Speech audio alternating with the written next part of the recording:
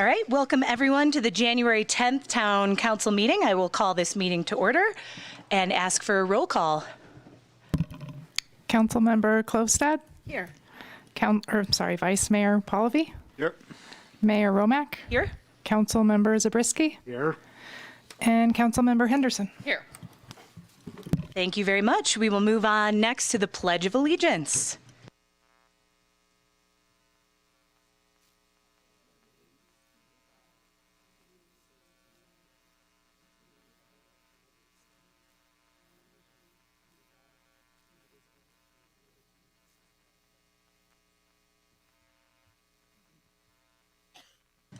Thank you very much. All right, up next we have public comment. And I did just want to note, we did receive quite a few public comments via email, so wanted to acknowledge any public that's paying attention. Just a reminder, we do read those. We can't take action on any of those comments, but did just want to thank everyone who submitted those and welcome folks to submit those. As I think I've heard other council members say, the sooner you submit those, the better, so it gives us a chance to read them. But again, thank you for sending those. So now we will move to public comments for those in the room. This is an opportunity for you to address council on any item that is not on the agenda. Each person is allotted 3 minutes in time, and we will open up public comment now and see if anyone has any public comments. Seeing none, we will close public comment.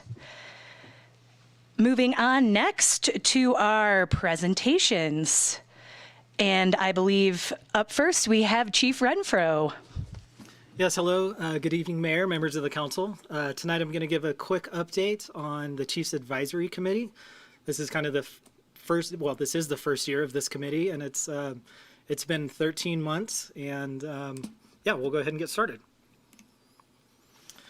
So the Chiefs Advisory Committee, the CAC, we strive to include local perspectives in conversations surrounding the Truckee Police Department policy and practices. The group is, I'm sorry. Let's do pause. There we go. Okay.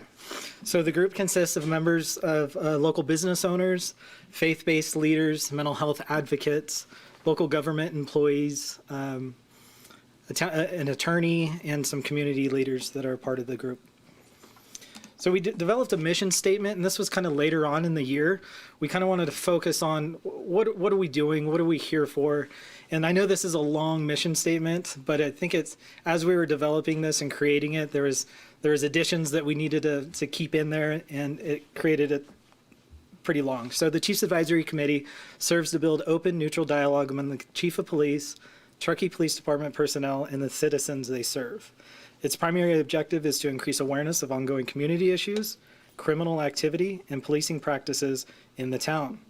By forging community partnerships and promoting transparency within its police department, the CAC seeks to improve safety of all residents and visitors, reduce crime, and support inclusivity in the police services, including groups who have been historically underrepresented.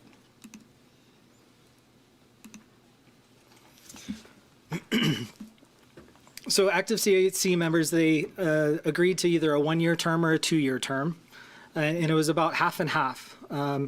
Most of the members want to continue from their 1 year and extend to an additional year, which to me is a good sign. They like the participation, and so that's great to hear. So there was a whole application process, and we're opening up that application process soon. You can find that on our website, on the Chiefs Advisory Committee page of the website, and there's going to be an application process. So we're asking for members and their relevant experience and unique goals in joining the committee. From these applications, they were selected to participate in an interview process. So this was during the initial process to get the group identified. Some of the things that we would like to see is that they were a Truckee resident and they reflect the diversity of Truckee in terms of race, religion, sexual orientation, gender identity, occupation, socioeconomic status, and age, to name a few.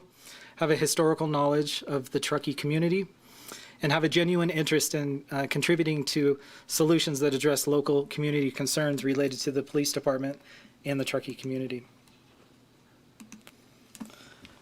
So if you remember back, Chief Billingsley, prior to his retirement, he started this off, and that was probably the first 2 meetings that we had before he retired. And since December of 21, I've led these meetings, and it's since its formation, the CAC has been a sounding board for me, particularly as a new chief, which is very helpful, to address policy and community concerns that, you know, the police department might have a blind spot to. So some highlights. Some of you participated in the calls for service and the scenario-based training. We've had monthly meetings. They've all participated in ride-alongs. We've had some pretty good discussion on a variety of topics. There's a couple photos here.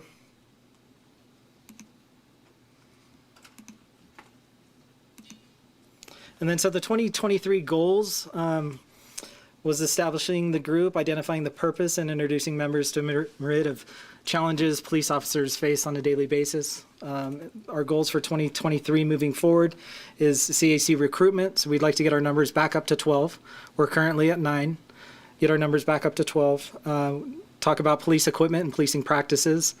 Review, continue discussion on strategies to address persons experiencing homelessness and other forms of crisis.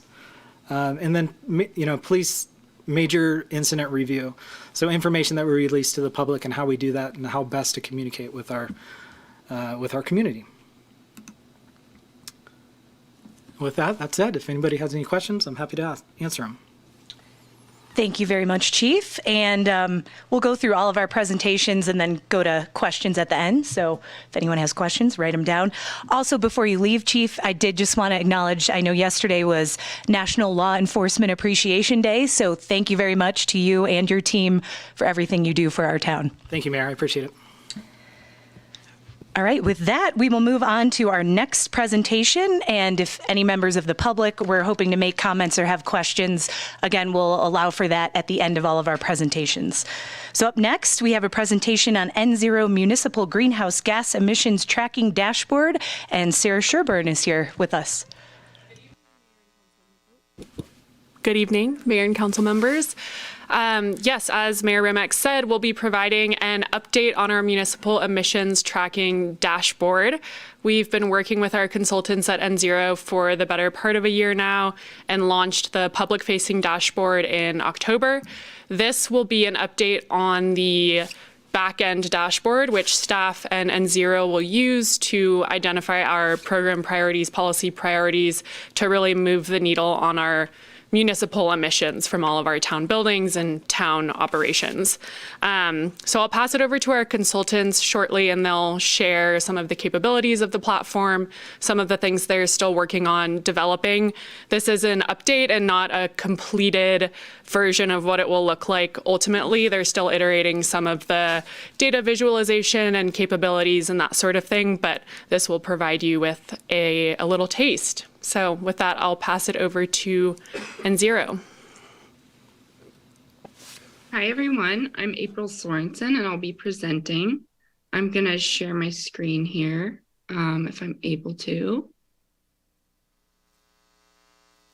It's saying that I'm not able to share my screen right now.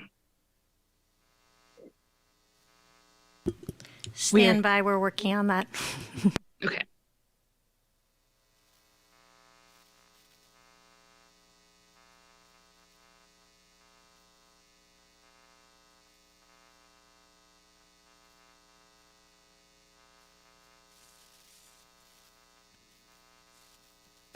While we're waiting, Sarah, could you tell us a little bit about Indira? Is that what it's called, the company? About N0? Yeah. April, do you want to give a little spiel about N0? Sure. I think it's working now. Can you let me know if you can see that? Yes, it's loading. Okay. Still loading. And just to start, I guess we should introduce ourselves. I'm Amanda Safford. I'm Director of Customer Success for N0. We're working with your team, and April Sorensen. Let's go ahead.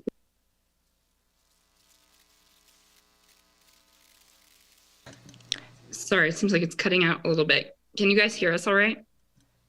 We can hear you okay, April. We were having issues with Amanda. Okay. Cool. Well, I'll just go ahead then. I'm April Sorensen. I'm a customer success manager here at N0. And like Sarah said, I've been working with the town for about the past 10 months to onboard Truckee onto our platform and help guide them on their journey to net zero. I also have Isabel here on the call with N0. She'll be giving part of the presentation as well. And yes, nice to meet you all. I am, sorry about that. I am the carbon sustainability analyst on the count for Truckee. So today we're going to give you an overview of Truckee's emission dashboard. As April, well as we're still not able to see your presentation. It's still showing loading here. I don't know if anyone has any suggestions. Sarah's signing into her email to see if she can load it up on the computers and we can run through it for April. I think if she turns off the view of the slides and goes back to where you see individual slides, it was working then. Okay. You can see that okay? Yes. Okay, perfect. So yeah, on the agenda, we're going to be going over the emission dashboard, some specific emission analysis, as well as the next steps for our partnership. So when you log into N0, this is what you're going to see. This is the home dashboard. So you can see at the top, let me try and zoom in just a little bit. You can see at the top that you can select any date range for the data that we have. And then you're going to be able to see a high level summary of the emissions data. So you can see total emissions in metric tons of CO2e. You can see the total energy consumption in gigajoules, as well as the total energy cost. And then the graph below will highlight the emissions by scope. So scope 1 is going to be the natural gas and fleet emissions. Scope 2 is the electricity, and scope 3 is going to be the town's waste, as well as their employee commute. So if you look on the left-hand side, you can see we're tracking about 45 sites currently for the town of Truckee in 4 major categories, which are buildings, landscaping, roundabouts, and street and traffic lights. And if you click on the down arrow, you can drop down and see every site that we're tracking in that category. So for example, this is the animal shelter. You can see here that we're tracking data on monthly intervals. So we have data all the way back to January of 2021 currently. And if you hover over any of the months, you'll get this pop-up box and you can see more details. So you can see the daily average energy usage, the total energy usage, and the total cost for that month. And then right now we're actually working on transforming this data into daily intervals. So each bar in the bar graph will be a day. And when you hover over it, you'll actually be able to see the hourly interval data. So this is the most accurate emissions data that exists right now. And having that hourly data is going to help the town make specific decisions and help them drastically cut their emissions. So we just wanted to highlight one of the other tools in the platform called the dynamic reporting tool. And this allows you to select any date range and any group of sites, as well as any resources and metrics. So you can create your own custom spreadsheets, essentially, for any custom reporting needs. So you can download this spreadsheet and use it for any purposes that you may need. And then one final thing I'd like to highlight is that we have published a public portal, and this is, you can view it on this link right here, and also on the Town of Truckee's page. And basically this just highlights a very high level overview of all the data that's currently in our platform. And that is updated every month. So anyone in the town can log in and monitor the town's progress and see how they're doing. With that, I'm going to hand it over to Isabel. She has some more specific data insights.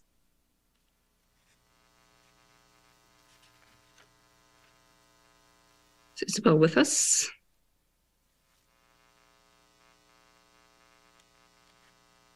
Okay, looks like we might have lost Isabel. Well, I can go ahead and present on these two. So this is going to be a carbon footprint summary. Right now it's January through November because we're finalizing some of our data inputs for the month of December. So this is going to summarize the emission source breakdown. So we have natural gas, electricity, vehicle fleet, employee commuting, and waste.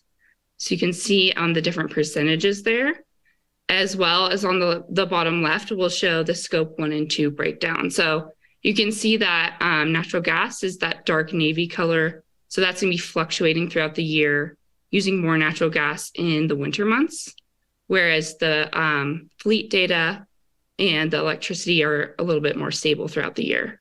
So these are just some examples of the specific data insights that we can provide through our software.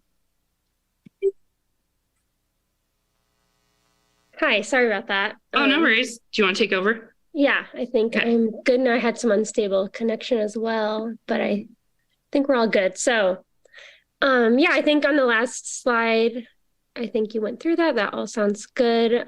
This one's more the Truckee's yearly trends. And so we have it broken out by overall absolute emissions and then also by sector. And so for this analysis, December 2022 data was forecasted using historical trends and usage. As you saw on the previous slide, that November 2022 and then 20% of, or December 2022 and then 20% of November is a bit lagged right now due to those billing periods. But with that transition to AMI and daily data, we will no longer have that lag in data. So on the left-hand side, you can see those trends. So from 2008 to 2016, we had that 16% decrease. From 2016 to 2021, 18%. And then 2008 to 2021, a total of 28% decrease in absolute emissions. And so that's that 2.1% annual reduction on average.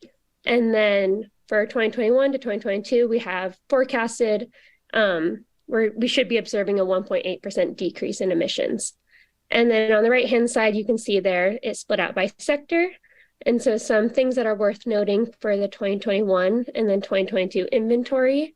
So for building and facilities, we are tracking additional meters that were connected to some roundabouts, some lighting, and then landscaping that was not in the previous inventories in 2008 and 2016. And then also on the waste side, so we are including emissions associated with diversion efforts. So this includes things like recycling and compost, because we do know that these activities do have emissions associated with them. Like they are a lot less than landfilling, but they are still emissions that we need to account for. And these emissions were not included in the previous inventories. So you do see that jump in emissions for these 2 years, but the reason is due to including more emissions that you should be accounting for. And then lastly, on the employee commute and then the waste side. So for 2021, just on that last slide. So these are static values right now for 2021 and 2022 because we collected this data due to surveys that were conducted during 2022. And then, lastly, on the last slide, these are some insights that we pulled out of your emission data. So on the left-hand side, you have the town's waste data, and this is government-generated waste. So we have 40.7 metric tons of CO2e. And I did want to mention, I know I had that internet mishap, but on the very first slide, or on that 7, your total footprint, just to put in context, is like 300. It's worth, like the emissions is basically roughly 300 homes electricity use for a year. And so just kind of like keeping that in context and perspective on what that means. So for this waste, so 40.7 metric tons of CO2e, that's going to be roughly 8 homes of electricity used for 1 year. And the town's diversion rate is 16%. And that splits out to an emissions per employee of 0.271 metric tons per employee. And so in terms of avoid emissions, because the town is recycling and is composting, had you not gone through and put in those programs and efforts in place, you would have released an additional 15 metric tons of CO2e had that waste been sent to the landfill. And that is roughly 3 homes electricity used for 1 year, to put that in context. And then on the right-hand side, we have the town's employee commuting habits. And so this was calculated using that 2022 Town of Truckee Employee Survey regarding commute distances, modes, and frequencies. And on this, we did receive a 50% response rate in terms of emissions. So this was a bigger bulk with 346.7 metric tons of CO2e, which is in context 67 homes of electricity use for 1 year. And then when you look at it for the entire town, that's for the town staff, that's going to be 2.31 metric tons per employee.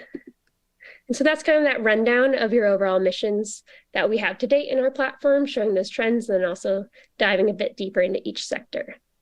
And then I'll pass it back over to April for those last next steps. Great, thanks, Isabel. So to conclude, we just want to go over the next steps in our partnership. So as we mentioned before, we're switching from AMR to AMI feeds, which just means monthly data to daily data, which is really going to help us identify time of use behaviors and potential operational modifications for emission reduction. The next thing we're working on is a custom emission factor study. So this is going to be a local hourly model created by N0. We're currently working with TDPUD to develop this model. And this allows us to understand the carbon intensity at every given hour, which will further help us make recommendations for the town. Finally, we're going to be conducting a EUI, or energy use intensity analysis. So this just helps us identify those top emitting sites per square foot, which really just helps the town prioritize and plan which sites to focus on. So once all those things are done, we'll be able to develop custom emission reduction recommendations to help Truckee on their journey to net zero. So thank you so much, and we'd love any questions or comments you may have. Thank you very much, April and Isabel. Sarah, did you have any other comments to add?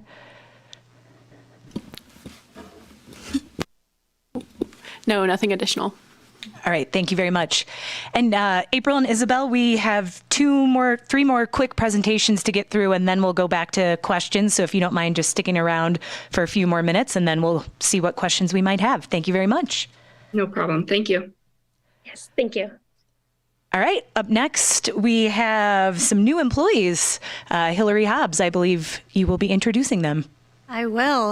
I'm thrilled tonight to introduce 2 new employees in the Assistance of the Town Manager Department team. So first is Carissa Binkley. If you could stand up, Carissa, wave to the adoring fans. Carissa is joining us, joined us in December as a Program Analyst 2 for Economic Development. And Carissa is not a new face to the town. She may look familiar to many of you. She previously worked for the town from 2019 to 2021 in our planning division.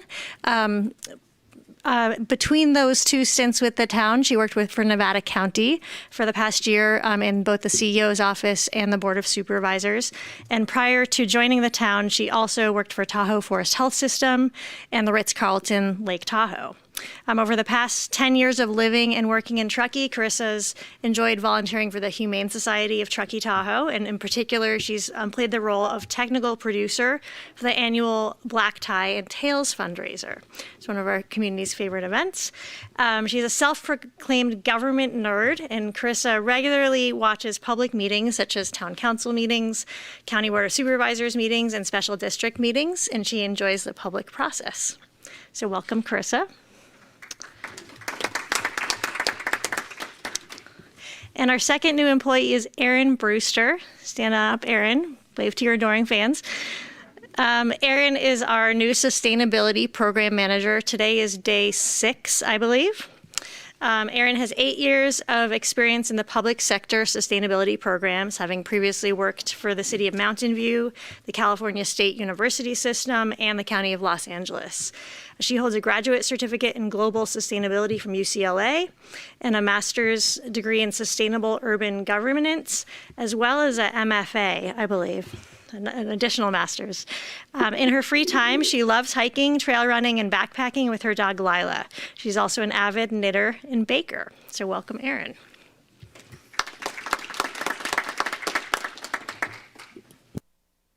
Thank you very much, Hillary, and welcome to Aaron, and good to see you again, Carissa. All right, up next, we have Judy Price to present on our council chambers audio-visual upgrade. Thank you, Mayor and council members. I appreciate being here this evening to chat a little bit about the technology. As we know, there's going to be issues and there's still issues, but I wanted to let you know that we've really, for the most part, completed the upgrade in council chambers and made some significant differences in the broadcast of the council meeting. So I wanted you to kind of see the difference between then and now as we talk through this. So I wanted to thank Design Technology Associates Aaron Lyons. He was instrumental in doing a lot of the physical upgrades and coordinating it. Tahoe Truckee Media. Rory is O'Farrell's in the back room, and Tom Ballister both provided a lot of technical support for these upgrades. And our amazing IT department, it wouldn't happen without Chris, Kim, Logan, and Connor. So we appreciate all of them. The goals of the upgrade were really to improve the quality of the feed, which I think is illustrated pretty well. To create a conference room that could truly be a Zoom room without the audio feedback issues we've had in the past, and being able to change the views. That was all done by this cool thing right here during that meeting. So despite the small technical issues, we have a lot more flexibility in what you're going to see where in the council chambers. This little device here will allow the room to operate as a conference room independent of all the backroom streaming devices. So we don't have to have people back there in our things when they want to use the room for a Zoom room. They can conference in and do training and those types of things without it. So that was one of the goals as well. And really to simplify the technology in this room in order to eliminate all the abilities to have things go wrong. So we think we did a pretty good job in accomplishing all of those things, and just wanted to give you a little update on the final result. Any questions? Thank you very much, Judy. It's exciting to see the difference there. We all look a lot better now, so appreciate that. And thanks to Chris and Rory and everyone else who worked on that as well for all the hard work. And again, if there's questions, we'll come back to them after one more presentation. We have Jen Calloway with the Town Manager Report. Great, thank you. Good evening and Happy New Year. Welcome back. Had a nice little break, so it's good to see you all back, hopefully refreshed. Couple quick things. You're welcome, anybody's welcome to join us on January 12th. It's our last THAP virtual workshop. That's the Truckee Home Access Program. And you can register for that online on our website and sign up to get the link. And that is if you are interested in buying or selling a home in our deed restriction program. Also, if you'd like to spend some time with our Chief of Police or Captain Muggs or any of our police officers or police staff, you can join them on January 24th at Coffee Bar on Jaboom Street from 8 to 10 for Coffee with a Cop. And we have a little bit of weather going on outside, as you all have noticed. Our Where's My Plow app is up and running after a brief hiatus. We've updated our platform, and you can access that on our website and see where plow service is in your community. And then if you do see any issues around town, whether it's related to the weather, drainage issues, or anything of that sort, you're welcome to submit those concerns via Request Truckee and See-Click Fix, and you can access that on our website as well. So just a couple reminders for our community. That's all I have tonight. Thank you very much, Jen. And thank you to all the staff that's been hard at work during all these storms the past, how many weeks now? A few weeks. And it was great today. I was looking on Where's My Plow, and there was a plow right outside my house, and I could see it right on the computer screen. So it works. All right, with that, that's the end of our presentation. So I will go to my fellow council members now for any questions or comments on any presentations. And Councilmember Henderson will start on that side. Thank you. I do have two questions. Chief, when is the next simulation training? Yeah, we're probably going to plan that soon, so probably in the spring. We learned so much from you during that, and I was so grateful for that opportunity. So excited for our next one here. And then this is a question perhaps for April. I know one of the next steps is specific recommendations for the town to take action on, and I'm wondering if there's a time frame associated with that. Yeah, sure. So we've actually developed a timeline for that, and it was actually supposed to be developed or started this month. So we've had a few delays in our data, but it'll be happening very shortly. We're doing our EUI analysis within the next couple weeks. And then once that's completed, we'll move forward with recommendations. So I'd say within the next 1 to 2 months, we're going to have something to be able to show. Wonderful, thank you. I think, and just to comment on this, I'm so excited for this to be able to have real-time data. Having, you know, an audit or assessment of our facilities is sort of that one point in time, but being able to have this to help, you know, identify and track if there's a maintenance issue in one of our systems that we have to deal with, and also given sort of the tremendous pressure on local governments and, you know, really using this as a communication and outreach tool with our community. To gain that buy-in and how we're actually developing and prioritizing different policies and things of that nature. So thank you so much for all your work on this one. I think it's really a huge asset for our community. Great, thank you. Thank you, Councilmember Henderson. Councilmember Zabriskie. Yes, thank you, Chief Renfro, for the presentation. I'm hoping we can get periodic updates on what's happening with the advisory committee. I don't know, 2 or 3 times a year, whatever works best.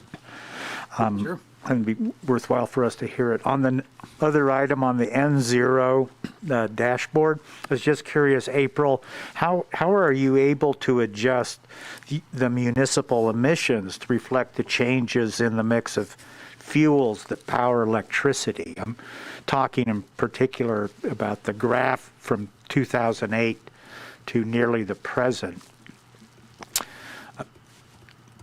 Right. So we actually used prior inventories to create that graph. So we've only been working with the town to, you know, for the past year approximately, and only have data back to 2021. So we've been using a 2008 and 2016 inventory that the town has completed prior in order to be able to make that graph.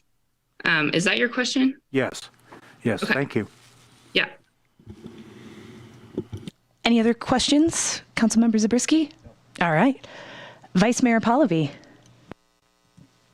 I don't have any questions. Really great job on all of that. Just wanted to say congrats to Judy and Chris and everybody for being that Judy and I think were the test dummies about 4 years ago when we had to make this room into a Zoom room. And so we had some good times being literally the only 2 people in here. And remember that. And we didn't know how anything worked. So it's great that things are working better now. Good job.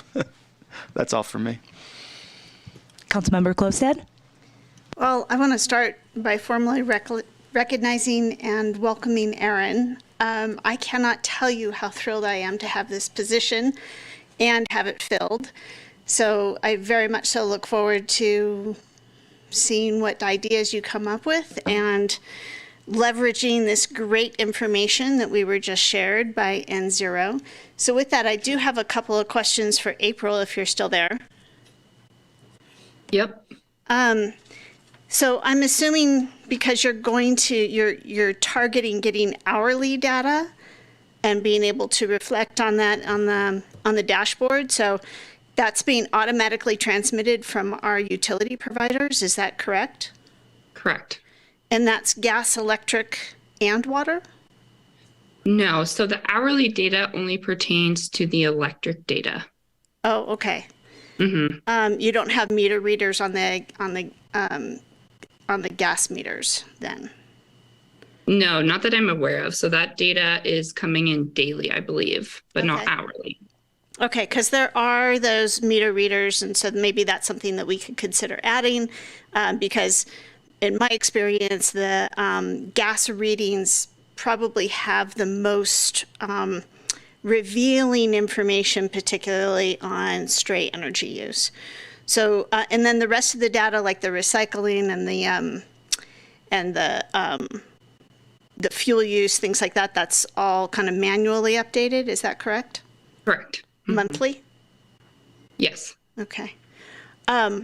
So I have, those are the important things that I wanted to make sure everybody else could hear. And I absolutely echo Councilmember Henderson's comments on this. I think there are just so many opportunities to utilize this information in so many different ways that we operate and operate our town and facilitate the use of our facilities by the community. So I would love to find out how often we would expect to get updates like this from either staff or from N0. I'll jump in and say I was just messaging the chief that let's add that to our list of things to talk about in the retreat in terms of CAC and how often you want those updates and in what format you're thinking. Is it at council? Is it written? Is it part of the work plan staff report? There's probably some conversation to have there. That sounds great. And then I know you weren't giving us an exact date and time for the recommendations to come from N0, but understanding how these things work, those recommendations for greenhouse gas emissions will then need to be prioritized in a capital budget process and developed into projects. So I just want to make sure that the community is aware that, just because they will come back with recommendations, I would love to immediately the next month put those into place. And there might be a few of those recommendations that could be, but it will take some time. And I'm very much so looking forward to staff developing those projects and project schedules so we can digest those and communicate that to our community for what we're doing. So thank you. Thank you, Councilmember Klipstad and staff for all your hard work. With that, I will open it up to public comment on presentations. If any member of the public has a public comment to make on any of the items we just heard, you're welcome to head up to the podium. Seeing none, we will close public comment. Thank you all very much for those great presentations. All right, with that, we will move on to our consent calendar. This evening, we have 3 items on the consent calendar. Item 6.1, 2022 Paving and Drainage Project C2202, Notice of Completion. Item 6.2, approval of the Memorandum of Understanding with the Truckee General Employees Group Association and Mid-Management Employees Group for the period of January 8th, 2023 to June 30th, 2024, an update to the town manager and town attorney pay. And there are many actions as part of that, and one of the actions I have to read aloud into the record this evening. So one of those actions is approve Resolution 2023-01, providing a 5% COLA adjustment to the town manager, Jennifer Callaway, resulting in an annual pay amount of $210,567.36, and to the town attorney, Andy Morris, resulting in an annual pay amount of $212,604.21, effective the first full pay period in January 2023. So that is item 6.2.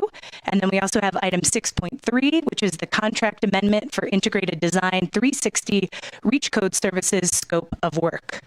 So with that, I will ask if any of my fellow council members would like to pull an item off the consent calendar. Councilmember Zabriskie? This is just a question. I don't know whether, I'll pose it to you. I can't remember. I believe there was a written comment from a citizen to pull an item. I'm not sure on that, and I don't know what the procedure. I was just going to move that we pull item 6.3. There we go. All right, we will pull item 6.3 off the consent calendar. I will look to staff. Did you need to pull any additional items? I do not, thank you. And then I will offer it to the public. We have pulled item 6.3. Did anyone want to pull either of the other items? Seeing none. All right, I will ask for a motion for the consent calendar, item 6.1 and 6.2. I'll move that we approve item 6.1 and 6.2 on consent. I'll second. All in favor? Aye. Aye. Any opposed? That passes unanimously. All right, then we will move to item 6.3. This is the contract amendment for integrated design 360 Reach Code Services scope of work. Vice Mayor Pallavi, you pulled this item. any comments or questions? Yeah. I did pull it also to Councilmember Zabrisky's point that I didn't know if there was any member of the public here that wanted to make a public comment on item 6.3. So at whatever point we can open that. And then I do have a question as well, if we'd like to do that first under our normal auspices. Just proceed. I would first just ask if staff had any items to present first, or if you'd like to just throw it over to questions. We do not have a presentation prepared, but we're happy to answer questions.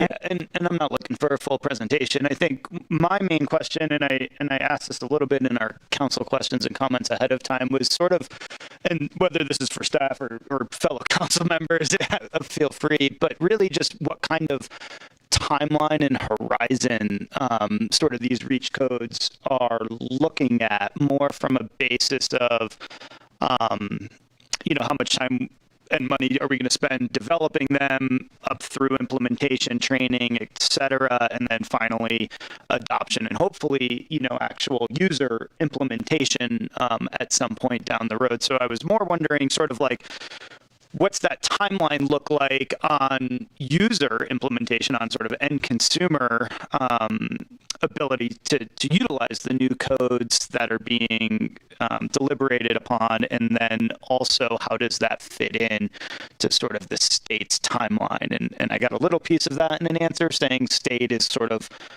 further along, I think, than things that we're looking at. So just wanted maybe a little bit more color commentary on that, if you could, Sarah, or Anna, Councilmember Klostad, whatever you guys want. Sure, I'm happy to.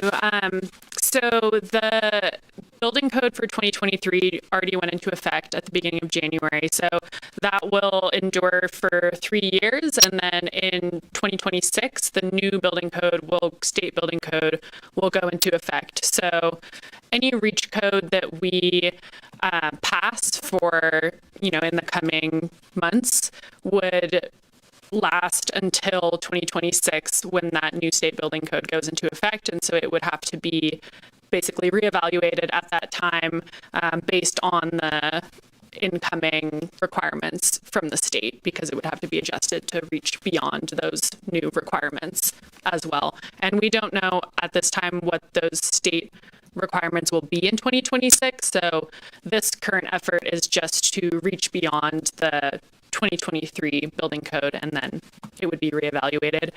As far as timeline, we are still waiting on some of the state cost effectiveness studies to be finalized, at which point our custom analysis that the subcontractor of ID360 is performing TRC, then they'll be able to make some of the adjustments that are outlined in the staff report, and they're looking at a Q1 of 2023 completion. So in a couple of months, we're hoping that'll be done. At that point, we'll go back to the stakeholder committee and to the community and come out with recommendations, and then that would go through the council process as well. So a little bit unsure about implementation timeline at this point, but that's the rough outline. And I guess I'm looking even for a little more granular specificity on sort of an example of the types of things that are being looked at, just because I haven't been a part of the program, so I haven't been to any of those meetings. So I guess I'm just looking for like a little middle ground of, what would be an example of a type of code that we're looking at that is going to be above and beyond a 2023 existing building code. And I'm sort of boxing this into my lens of, that I've continued to talk about how it's going to take, is it building actual design in terms of like architectural and engineering and things like that versus more concrete, like some of the other more immediate things, I guess is what I'm trying to get an understanding of.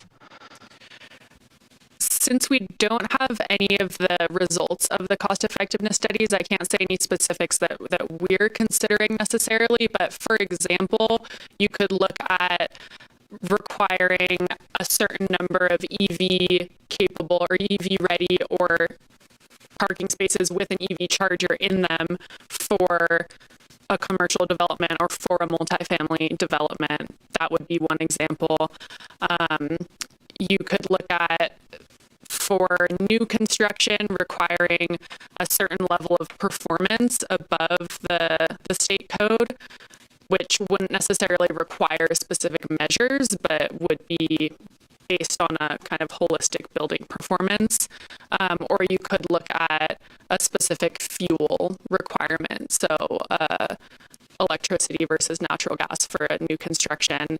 And then for existing buildings, the policies are a bit different, but what some jurisdictions have done have said, if you do a renovation that's over this amount of money or this amount of square footage, then you're choosing from this menu of items like attic insulation or windows or putting in a heat pump, basically a whole list of measures that are assigned different point values, and you complete whichever measures best fit your project to comply. So those are some examples.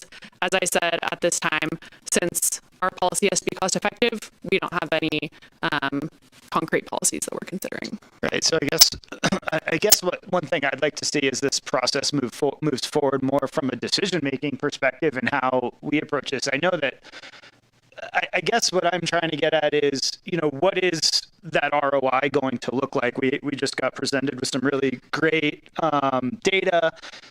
We're tracking a whole bunch of different stuff municipally, right? And so at some point, we're going to have to make a decision here of the hundreds of thousands of dollars that we are investing, both in subcontractor time and staff resource time and in sort of all of the time and the training and everything that's going to take.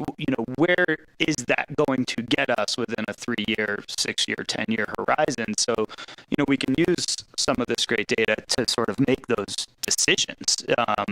And I'm speaking mostly from a sort of staff internal resource perspective, like where is this getting us? So that's just something I'm looking forward to as this progresses, and I don't have any further questions. Thank you.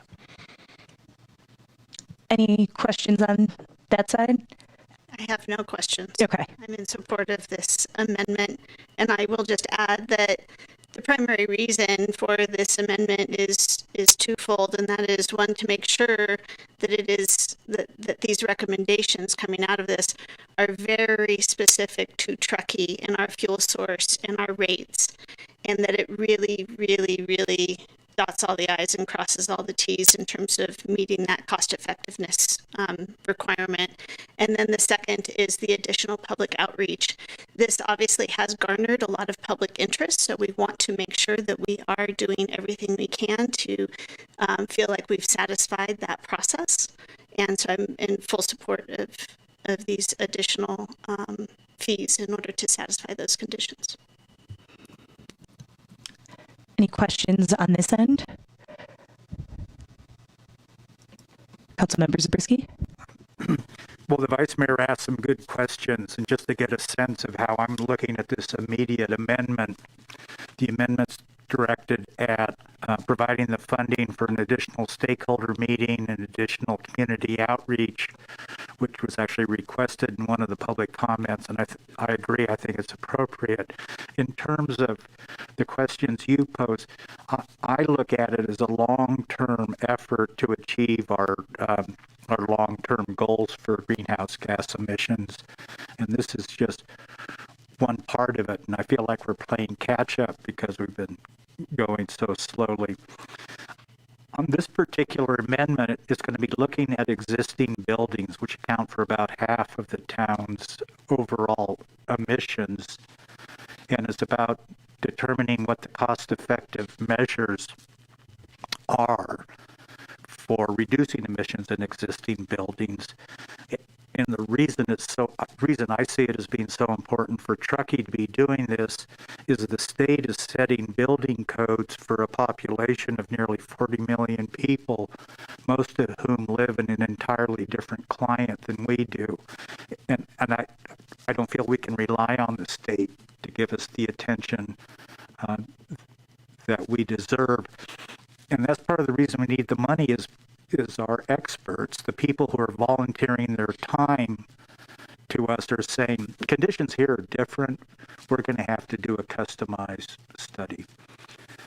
So that's why I'm in favor of the amendment, and it partly answers the questions you posed. Thank you, Councilmember Zabriskie. Councilmember Henderson, and we will still go to public comment and come back, just as a reminder too. But if you wanted to say anything or ask any questions. I don't have any further questions. I also am in support of the amendment. I know it's frustrating as a taxpayer to say there was an initial contract and now there's this additional investment, and why is that happening? And these are taxpayer dollars, so we have to be very fiscally responsible with those. But I do believe it is, to Councilmember Zabriskie's point, this is sort of a long view. And I do think that given the community attention that this has garnered, an investment in additional community outreach is appropriate. Thank you. All right, with that, we will open it up to public comment on item 6.3. If any member of the public would like to make a comment, you're welcome to head up to the podium. Seeing none, we will close public comments and bring it back here for deliberation. I am hearing support from many of my fellow council members, but I'd welcome Vice Mayor Pallavi if you have any comments first. No, I actually am in support of the amendment. I think it's important. I think the reasons why we're doing it, I 100% agree with, and we should be doing it. I was more interested in we did receive some public comment, making sure anybody who wanted to speak had a chance to, and B, doing just a quick check-in to see where we were. It's been a while, so thank you. I appreciate that, and I do support the amendment and look forward to seeing what comes out of this committee. So thank you. Thank you. With that, I would welcome a motion, if anyone would like to make a motion. I move that we, if I get to the right one, approve the contract amendment for integrated design 360 reach code service scope of work. And I'll second. All in favor? Aye. Aye. Any opposed? That passes unanimously. Thank you very much. All right, we will now move on to our discussion items. First item on the agenda for discussion items is our short-term rental workforce housing token pilot program. We need a catchy acronym for that. Maybe Lynn is working on that already. Don't worry, I won't call it that the whole presentation. Hi, everyone. My name is Lynn Baumgartner, and I'm the Housing Program Analyst at the town of Truckee. I'm here to present the background, framework, and selection process concept for the Short-Term Rental Workforce Housing Token Pilot Program, which I will be calling the Token Program for the rest of this presentation. The Truckee North Tahoe region is experiencing a significant shortage of rental and for-sale housing affordable to people with jobs in Truckee and the surrounding communities. The town is proactively working to address the shortage on numerous fronts, including supporting the development of income-restricted affordable housing, offering workforce rental grants to property owners to incentivize leasing to regional employees, supporting the development of accessory dwelling units, and the recent launch of the Truckee Home Access Program. The Token Program, which was previously referred to as the Workforce Housing Advancement Program, is a new housing program concept that, if adopted, would provide the town an additional tool to facilitate development and deed restriction of workforce housing units. It's a new and innovative approach to workforce housing creation. While many jurisdictions, including Truckee, use deed restriction purchases to ensure long-term workforce housing, the Token Program's exchange of transient occupancy registration certificates for deed restrictions will be piloting a truly innovative workforce housing program concept. The Token Program is similar to the Truckee Home Access Program, through which the town offers to purchase deed restrictions on eligible workforce housing units. However, the Token Program framework proposes to offer in-kind payments in the form of short-term rental tokens rather than cash. The token provides an opportunity for an interested program participant, like property manager, developer, or local business, to propose creating one or more deed-restricted workforce housing units in exchange for a specific number of tokens that are redeemable for transient occupancy registration certificates. Now I'm going to give an overview of the development of the short-term rental ordinance and how that led to the Token Program concept. In October 2020, Council adopted the short-term rental ordinance, which required annual registration, and Council directed staff to complete a study after 1 year of implementation. In September of 2021, staff began the short-term rental study and stakeholder process. The town adopted a temporary moratorium on new registrations during the study. The stakeholders developed recommendations, including a cap on the number of registrations and a new token program concept. In March of 2022, Council adopted the ordinance amendments, which included a cap of 1,255 registrations, and Council directed staff to develop the pilot token program. Later in this presentation, I'll go into depth into some of the proposed program details, qualifications, restrictions, and the selection process. This is just a high-level overview of the program concept and background. The first concept of the token program is that someone creates deed-restricted workforce housing units to earn some amount of tokens. The token will be valid for the term of the workforce housing deed restriction, and the token is used to qualify for a transient occupancy registration certificate. The second key concept is the token is transferable between different short-term rental properties. Third, the token may be transferred, traded, or sold. The new owner of the token can use the token to qualify for a registration certificate, or they can also transfer, trade, or sell it.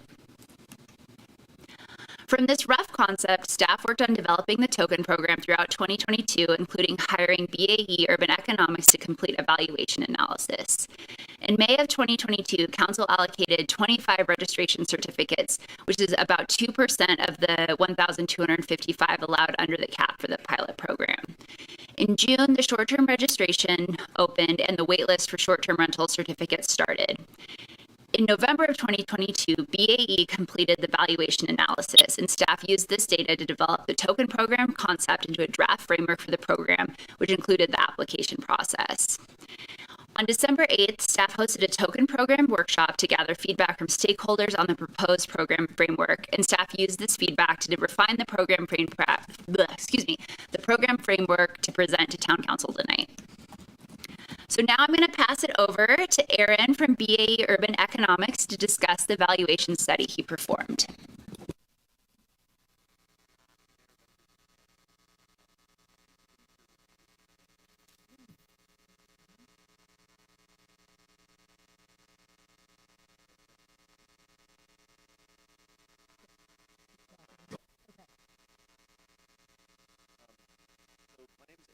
I'm a principal with BAE Urban Economics, and I was retained by the town of Truckee to prepare a valuation study that looked at the economics underpinning potential exchange scenarios where a entity of some sort creates a workforce housing unit or secures one through deed restriction, receives tokens in exchange that allow them to register short-term rental properties. To understand the economics of that exchange and to define what exchange ratio may be rational and acceptable to the town and propose a reasonable value, we looked at two different scenarios of STR properties, looking at the median sort of more typical STR property and looking at a higher end luxury property, recognizing that each of those different STRs generates a different amount of value to the property manager or the property owner. We looked at 5 different long-term rental alternatives, recognizing that there are different housing types within the community that are used as long-term rentals. And then we looked at 3 different for sale housing options, and we looked at some different permutations or combinations of kind of average versus high-end STRs combined with different types of long-term rental housing or long-term workforce housing to understand what type of exchange ratios may be kind of economically justifiable.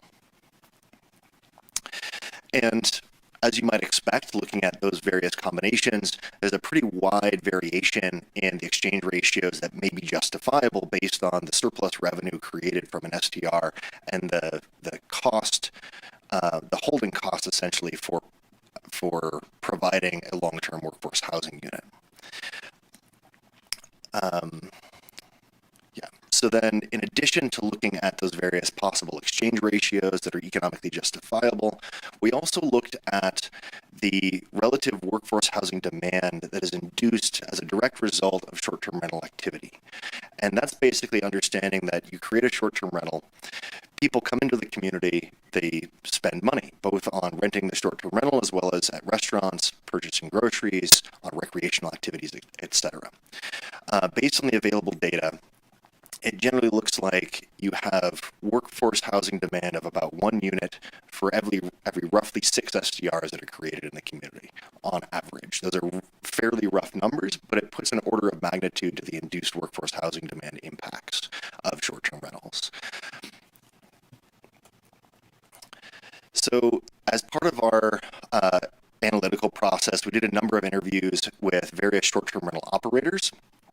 In particular, there was a concern that was expressed among smaller, less well-capitalized STR property managers that this type of a program, particularly if implemented at scale, could kind of provide a disproportionate economic advantage to larger firms, basically more capitalized firms that could go out and secure more STR permits that they have control over versus going through the normal lottery process. As part of our key findings, recognizing the diversity of possible exchange scenarios that you might encounter, we recommend that the town pursue what we're calling a reverse auction process, or a RFP style process, where you put out a request for proposals, you receive proposals from members of the community where they're essentially putting together their own deal. They have a good understanding of the STRs that they can potentially work with.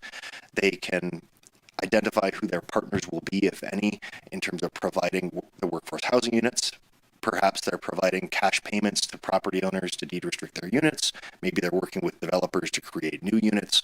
There's a variety of ways that deals could be put together. And so the reverse auction process allows them to kind of leverage that private sector ingenuity. There were some concerns expressed with regard to the term of both the deed restrictions as well as the STR permits.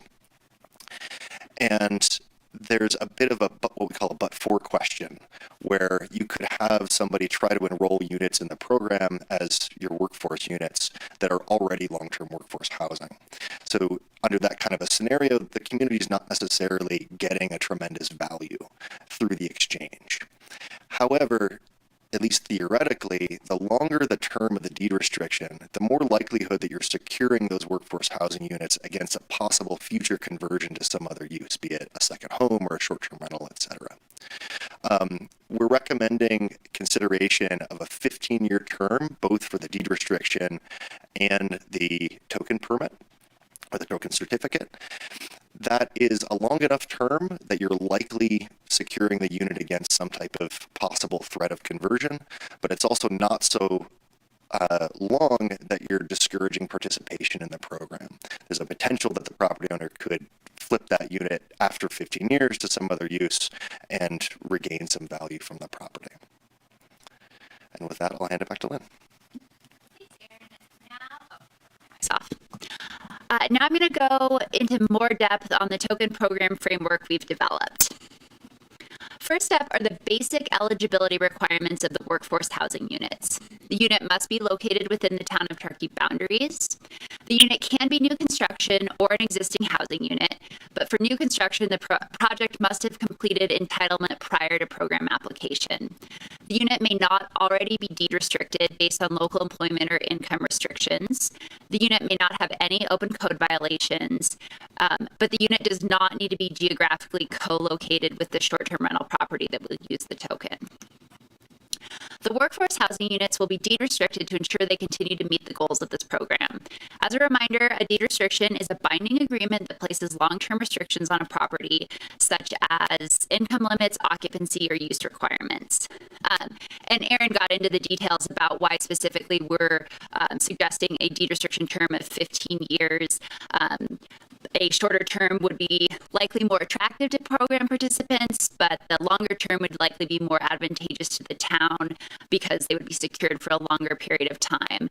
But the 15-year balances these competing interests, and workshop attendees agreed that 15 years was a reasonable term and indicated they'd be more likely to participate in a program with a 15-year deed restriction than if the deed restriction was longer, like 55 years in THAB.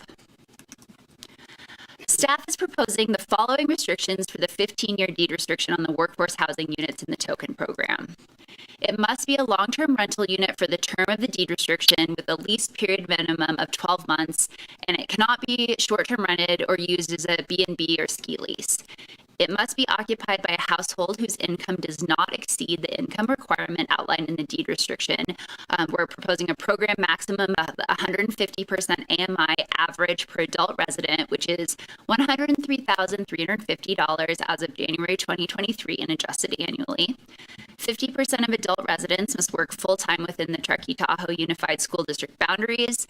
The residents must occupy the unit as their primary residence. And the deed restriction runs with the land, which means that during the 15-year deed restriction term, it will stay with the property if the property is sold. It does not renew for another 15 years upon sale, just continues the existing term.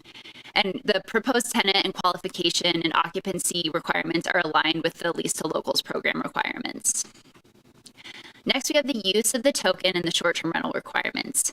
Each token will be redeemable for one transient occupancy registration certificate and is valid for the length of the deed restriction.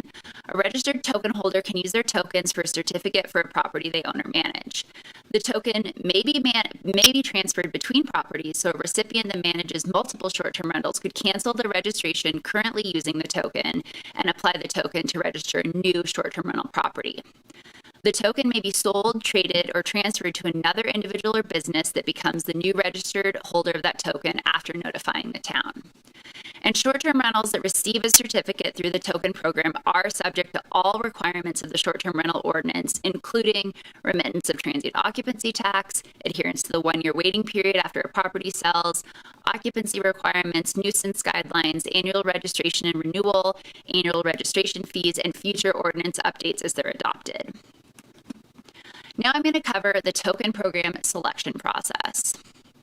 Due to the variance in the local short and long-term rental market, BAE did not recommend a set exchange ratio of tokens per workforce housing unit provided. We're proposing the use of a request for proposals application process in which interested applicants can submit the number of tokens they'd be willing to accept for each proposed housing unit. First, the town will issue a request for proposals to the token program. With input from BAE and stakeholders, we suggest that the RFP response period is 90 days. Proposals will include the number of workforce housing units proposed, the unit size, so the number of bedrooms and square footage, the tenant income cap, and the number of tokens they would accept. Third, staff will review applications for program eligibility and will evaluate proposal based on criteria we'll go over next. Then staff will present all proposals that meet the minimum qualifications to town council along with staff recommendation for allocation of tokens. Finally, council will give the final approval to select proposals and allocate tokens. We're proposing 5 categories that will be evaluated as part of the selection criteria. Because some of the criteria are qualitative, proposals will be evaluated in comparison to each other, not against a quantitative scoring rubric. So first is project readiness. For example, for new construction, proposed housing units will be prioritized if construction is closer to completed rather than further away. The ratio of unit size, so the number of bedrooms to number of tokens requested. The area median income. The program has a maximum cap of 150% AMI, but the applicant could propose a lower cap. Sustainability features of the workforce housing unit, so location within half a mile of transit, sustainable building methods, on-site composting program, etc. Conversion or preservation. So as we've said, main value of the 15-year deed restriction is the long-term preservation of rental housing, preventing units from conversion. So, for example, if 2 proposals were otherwise equivalent, staff would recommend that selecting the proposal that converted units into long-term rentals as opposed to one that was just deed restricting existing long-term rentals. So in conclusion, we are excited about this innovative new housing program that will be another tool in the toolbox that helps us reach our housing goals. We recommend that council provides feedback to staff based on the above program framework and directs staff to develop program guidelines in an RFP process. If council directs staff in this manner, we plan to bring the token program guidelines in an RFP to council in February 2023. Thanks. Thank you very much, Lynn, and thank you, Erin, for that presentation. So first we will do council member questions. We'll start with Council Member Klövstad on this one. Thank you, Mayor. really interesting economic studies here. It's I just found it fascinating to see how we were going to equate these, and so I think more of my time will be spent on deliberation, but I'm really curious to understand, because I wasn't at the meetings, what it does sound like we had some significant interest in this and from possible submitters. We did have some interest. We don't know how much, but we do have interest from stakeholders who have interest in this program. And I've talked to developers very vaguely about this coming down the pipeline. So there's interest in it. I don't know how serious the interest is, but we do at least have some serious interest. And still just so many more calculations to be made based on what type of unit they would be offering. I guess that's the biggest question is we have. So are we trying to get to a conclusion here of whether or not we want to continue moving down this path? Because, okay, then I'll save that for deliberation because, this is a really intriguing proposal, but I'm really questioning what kind of results we're going to get from this. So I'll save it for deliberation. Thank you very much. We're going to go down to this end now. Councilmember Henderson, questions? Thank you. I guess I just have a few, and I agree. I think this is a really fascinating concept, and we've listened to the committee and seen some interest, and I do continue to have doubts on sort of whether or to what magnitude this will be utilized, but I'll save that for deliberation. A couple of specific questions. The staff report notes that 50% of adults in the household must work full-time within TTUSD boundaries, and in some of our other programs, we've defined that as 32 hours or more. So if we continue down this path, is there going to be more specificity around some of the guidelines, or? Yes, definitely. Okay. This program, lease to locals, which the rental guide is most similar to, defines full-time as 20 hours or more a week. Truckee Home Access Program defines it as 30 or more. So that would be a decision we'd make when we're completing the program guidelines. Okay. And so similarly for example, for workforce housing sustainability features, that would be defined as part of program guidelines. Yeah. Okay. So really, if we move forward, then the next phase is defining those program guidelines. With more specificity, yes. Okay. Then that I will hold the rest of the questions I have. Councilmember Zabriskie, questions? Yes. Lynn, welcome to the power seat. Your new position. It's great. Can you go to the selection valuation criteria slide? Yes, that one. Yes. And what does sustainability mean as far as we know it's sitting here tonight?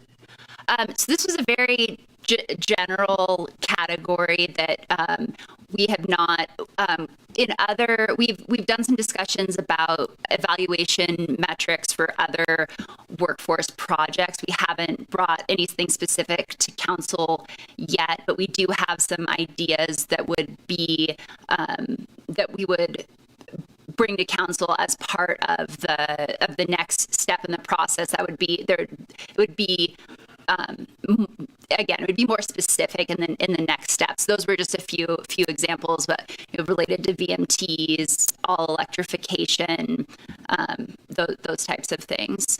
And Councilmember Zabriskie, this is one of the selection criteria that we definitely see as being qualitative. So this is an area where if we had 3 proposals in front of us and one said, I have one Energy Star appliance in this home, that's a sustainability feature, and the other was zero net energy, we would evaluate those against each other in order to help prioritize the proposals. Okay, thank you.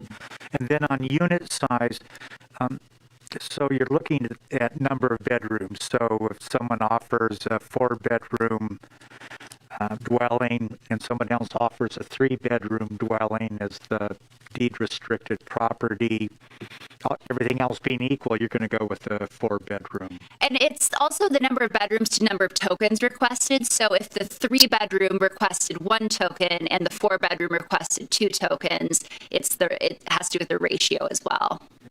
Did you consider a criteria based on the type of dwelling, an apartment versus a plex of some sort, or a condominium versus a single-family home? Yeah, I can address that. We did think about it. However, what we recommended was looking at the ratio instead. In general, we would expect that some of those types of units, apartments or multiplex units, would likely have lower ratios, but that may not always be the case. So our recommendation was to go with the ratio as an evaluation criteria instead. Okay. An observation, and I'd love any kind of help you can give me on this. One observation I have in regard to how we garner interest from potential applicants is they're knowing exactly what the criteria is, so they can get an idea of whether they have the right single-family home or whatever, the right dwelling under their control to make it worth the effort. And then the other thing is a person who receives tokens, they're going to be wondering, how do I find buyers or recipients for these tokens? And we don't have an exchange, a trading exchange, where somebody can take their tokens and something like a stock exchange. We're not going to get in the business of being a stock exchange, but you're right. We're not going to facilitate that.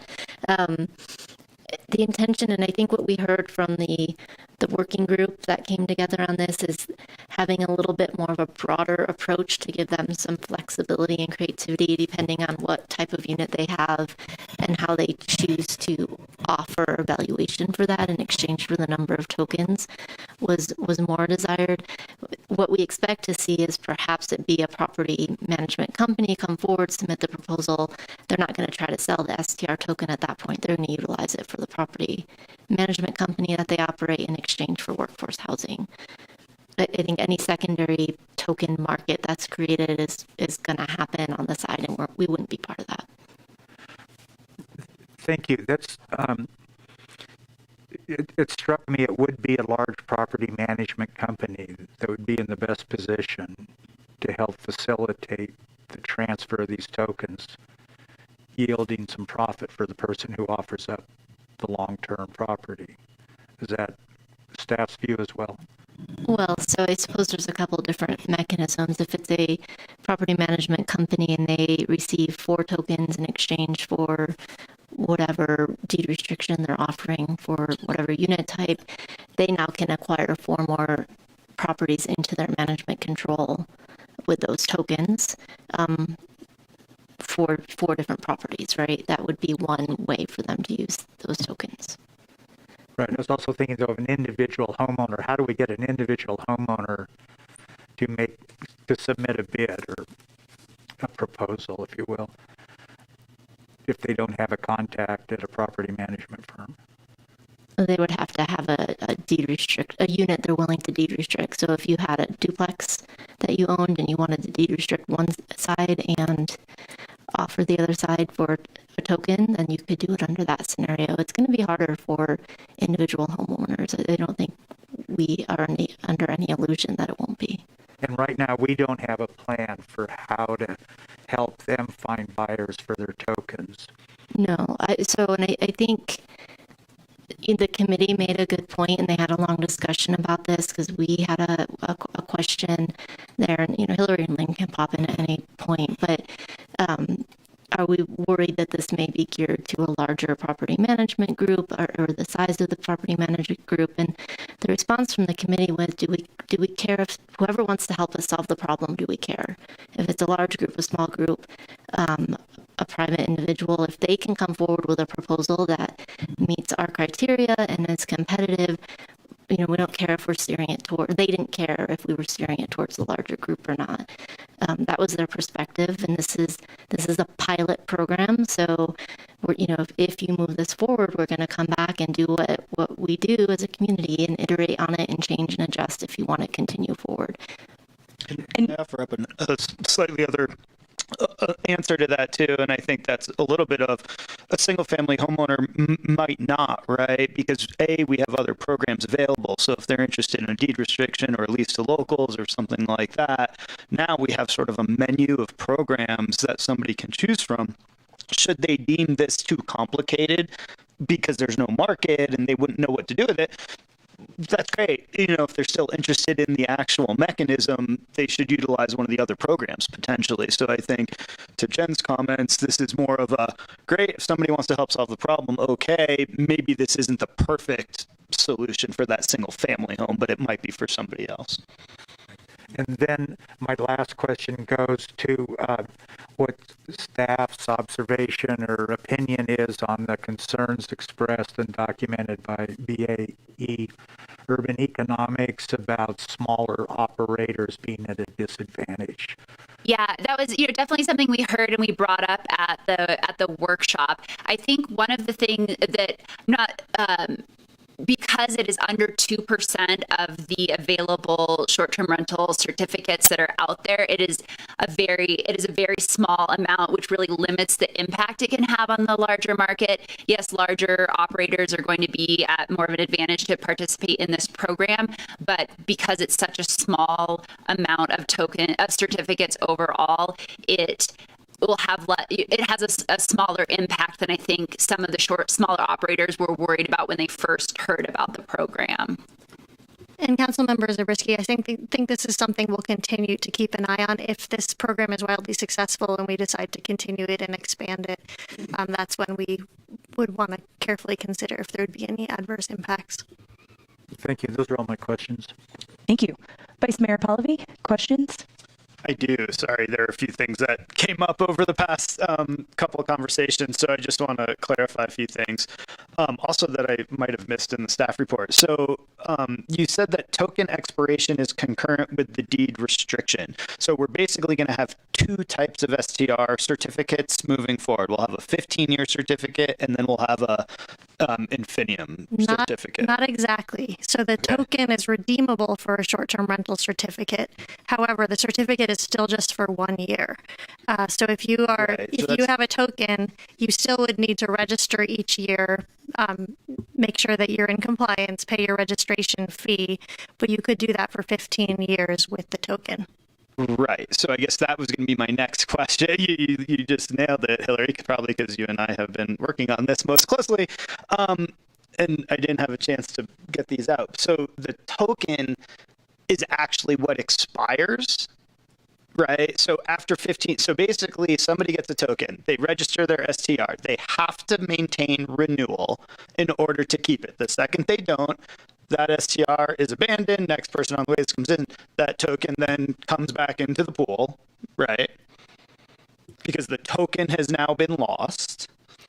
They would maintain that token for 15 years unless they sell it. So they would maintain the token, but they don't have to utilize it. They wouldn't necessarily need to utilize it if they just wanted to sit on it as an asset. They could. So I might just make a suggestion that we might want to just consider one thing, right? Like, let's simplify this thing down to its nuts and bolts. And I don't know if this was thought through, but like, there really should just be token equal certificate. Because now, unless we want to have a 15-year certificate versus an infinium certificate, but once that STR is not utilized, is not renewed under that token, it should be reverted back into the pot. It shouldn't be allowed to be held, but yet not in use. So I'm thinking of the scenario that property manager X has submitted a proposal and we accept it and they get 2 tokens. and they put 2 new properties into their inventory to short-term rent with those tokens. One property, the homeowner decides they no longer want to short-term rent it. They're going to use it for long-term rentals or reside in it or sell it. Now they have a token that they've acquired through this program that isn't being utilized.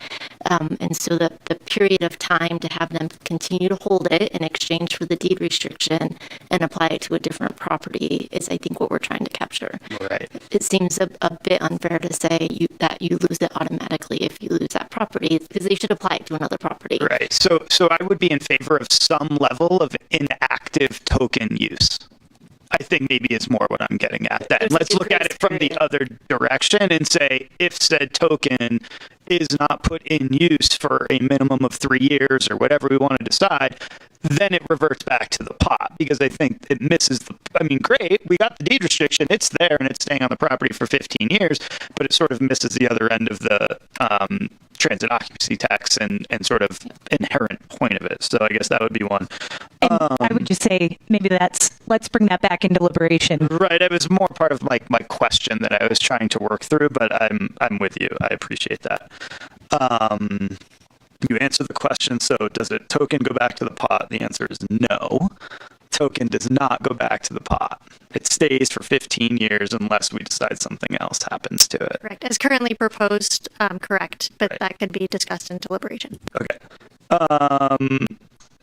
Just speaking to Mr. Windenberger's public comment super quickly, I'm aware he's brought this up many times. We've heard it in the stakeholder meetings. Just to give it a little bit of daylight, is Placer County considering anything similar? And, are they open to conversations or, any type of openness into cross-jurisdictional participation? I've had very preliminary conversations with Placer County just so that they're aware of this program, so I know that they are keeping an eye on it. At this point, I am not aware of any imminent plans to develop a similar program. 2 more. During the actual hearing process, is there an opportunity for negotiation? So basically, is an applicant's application set in stone? So for example, the scenario I'm thinking of is, we have 25 to divvy up in year 1. We actually get applications for 50. Is there an opportunity to hash it out right here in council chambers in some arbitrary method, to be able to get all those people something type of thing? What's the flexibility once we get to the hearing stage? I think that we could structure in a way that we have some level of flexibility. Again, council also under our short-term rental ordinance has the flexibility to add additional tokens if you so choose, either under or above the cap of 1255. So that would be another option that could be considered. Right. And we would have to do that at some point in a year in order to open that process. So example being, year 1, we have 25 tokens, everything gets used up. Year 2, we might not have any tokens. You might have some renewal, some that didn't renew in the active list that could be available. So for instance, should we choose to pull those and make them tokens? Right, you would have that option. Right. Yes. And we would have had to already have done that because we have to do that before we have to do that in January of every year. So what staff anticipate is that if this pilot is successful and we use all 25 tokens, we'd sort of see how that goes with implementation and then come back to council and say, report out on how it went and say, would you like to allocate more tokens? If so, we can either pull some from under the cap or we can add more above the cap. Yep. And we do have an opportunity to add more mid-year because each quarter we're reconciling the number of STR registration certificates that have dropped out of the program, and we typically do have some turnover there. So council could direct staff to say, we want to direct the next 10 or 10 in the next year towards this program. Yep. And I hope we have that problem. I think it's important to clarify, we would have no intention of coming back and expecting council to have a bidding war for the tokens during the discussion. I'm not looking for a bidding war. I'm looking for an opportunity more for flexibility. I think with this program, if it is successful and if we get it off the ground, it's just going to need the utmost in flexibility. And I'm really just trying to set it up for success by giving it that kind of sort of flexibility, almost at every stage. I think we would want to have some flexibility at the staff committee level that's reviewing to try to negotiate based on the different proposals. But I wouldn't expect you to have the proposers in front of you and trying to negotiate here at the dais. So maybe that was taken a little bit too literally. Last question. So under the fiscal impact of this, and maybe getting to some council member concerns that they've hinted at during some of their questions, you spoke very much about the fiscal impact to town budgets and transit occupancy tax. You did not speak about fiscal impact to staff resources, contracts, management, time, things like that. Can you give us an idea of what this program looks like, now that we have some of these other programs under our belt and we have a little bit of a track record with time and resources being used, where does this fit into that pie, moving forward? Sure, and again, this is a pilot, so we're still figuring all of that out, but we anticipate that for this level of pilot with 25 tokens and doing one RFP process, we could do that with our existing staff resources. And then if this program is wildly successful and we end up expanding it, then that's where we would need to really take a look at that and consider whether we would need to bring in a consultant to help manage that. In which case we may be able to use one of our existing consultants, but that would have an additional cost to that. And so we're looking at doing this all in-house at this point. We've already contracted out the hard part, and now we're going to bring it back in and we're going to do it internally. That's what I anticipate at this point. Jen looks like she wants to add something. Yeah. So in a few short weeks, you're going to have your retreat discussion. You're not going to have the results of this RFP or the pilot. It's not currently in the work plan. This was, if you look over here at your priorities, many of them say you want to be a leader. I think this is the example of the town council being a leader. There isn't anything to go off of for this program. No other community has it. So it's an investment of time to develop that and have work in that creative space. We have experience with deed restrictions, so that shouldn't be a big hurdle. It'll be developing the RFP, and then once we receive proposals, depending on how many of those are, figuring out the evaluation of those and what makes sense. That's the real commitment that I see at this point. I think we can do that with existing staff, but you'll see it added to the work plan and understand that something else may be pushed. Great. Thank you. No further questions. Councilmember Zabriskie, did you have one additional question? Thank you, Mayor. There's one question I forgot to ask. With the benefit of a few years of data on short-term rentals, what do we estimate to be the wait period for somebody who's 20th in line, 50th in line, number 100, number 174? Nikki might be able to offer some support since her department runs the STR renewals. I believe there was approximately 100 that did not renew, and she can confirm that number. Yep, we had 100 people who did not renew either because they didn't read our communications or for other reasons. So we're working on confirming all of those, and then we would allocate them out. Right now, I believe we have 180 on the wait list. And that is a combination of the initial list plus people who've added throughout the year. We also did like a mid-year audit from of properties that sold or transferred title because they lose their license when that happens. So we were able to free up about 30 licenses mid-year to reallocate. So assuming we approve staff's recommendation when talking with potential applicants, we'd be telling them, well, otherwise you're probably going to have to wait a couple of years. Correct. That is the benefit of getting a token, is you do not have to wait for the waitlist period. Just to clarify, you do still have to wait for the 1-year waiting period after purchasing a new property before you're eligible. Right. Thank you. Thank you very much. Thank you. Great questions. Vice Mayor Pallavi, I had the same, just the capacity to monitor this program, just with it being new and ensuring people are meeting the deed restriction. And then kind of along with that, if somebody has a token, I know they have to follow all the SDR rules. If their short-term rental violates those rules, so they would normally lose their permit, they would still keep the token. They just wouldn't be able to rent that house anymore? How would that work? That's how we anticipate it would work. Yeah, it could be applied or sold to a different owner, or applied to a different property or sold to a different owner, but it couldn't be used for that property. Okay. That's just something for us to keep in mind as well, because other folks would just lose it and wouldn't have the opportunity to start with something new. So I think that's all the questions I had that weren't already asked. All right, with that, we will open it up to public comment. If anyone has a public comment on this item, you are welcome to come up to the podium. And just as a reminder, please state your name and you'll have 3 minutes. There should be a timer right over there that will let you know how much time you have. Thank you. How's it going? I'm Robert Rabber. My comment or question, I guess, is what do you do with the property at 15 years?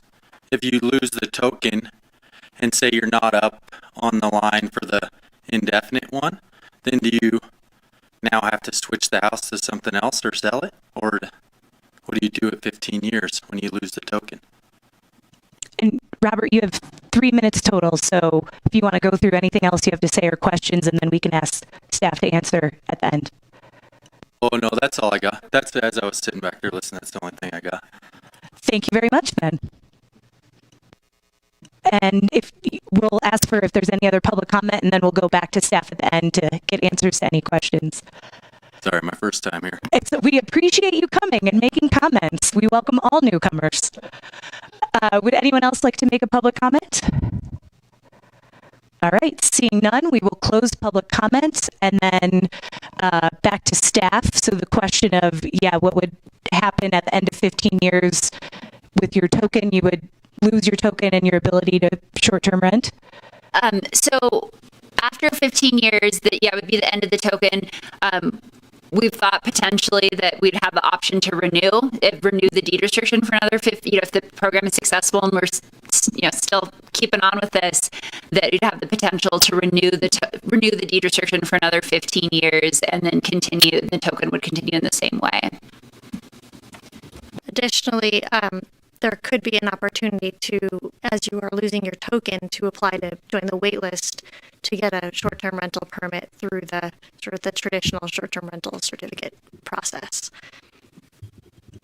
Got it. Thank you very much. All right, back to this side of the room for deliberation. Councilmember Klövstad, we'll start with you. Okay. Well, as I stated, I really love the creativity of this program. I'm so proud of our staff and our community for considering this.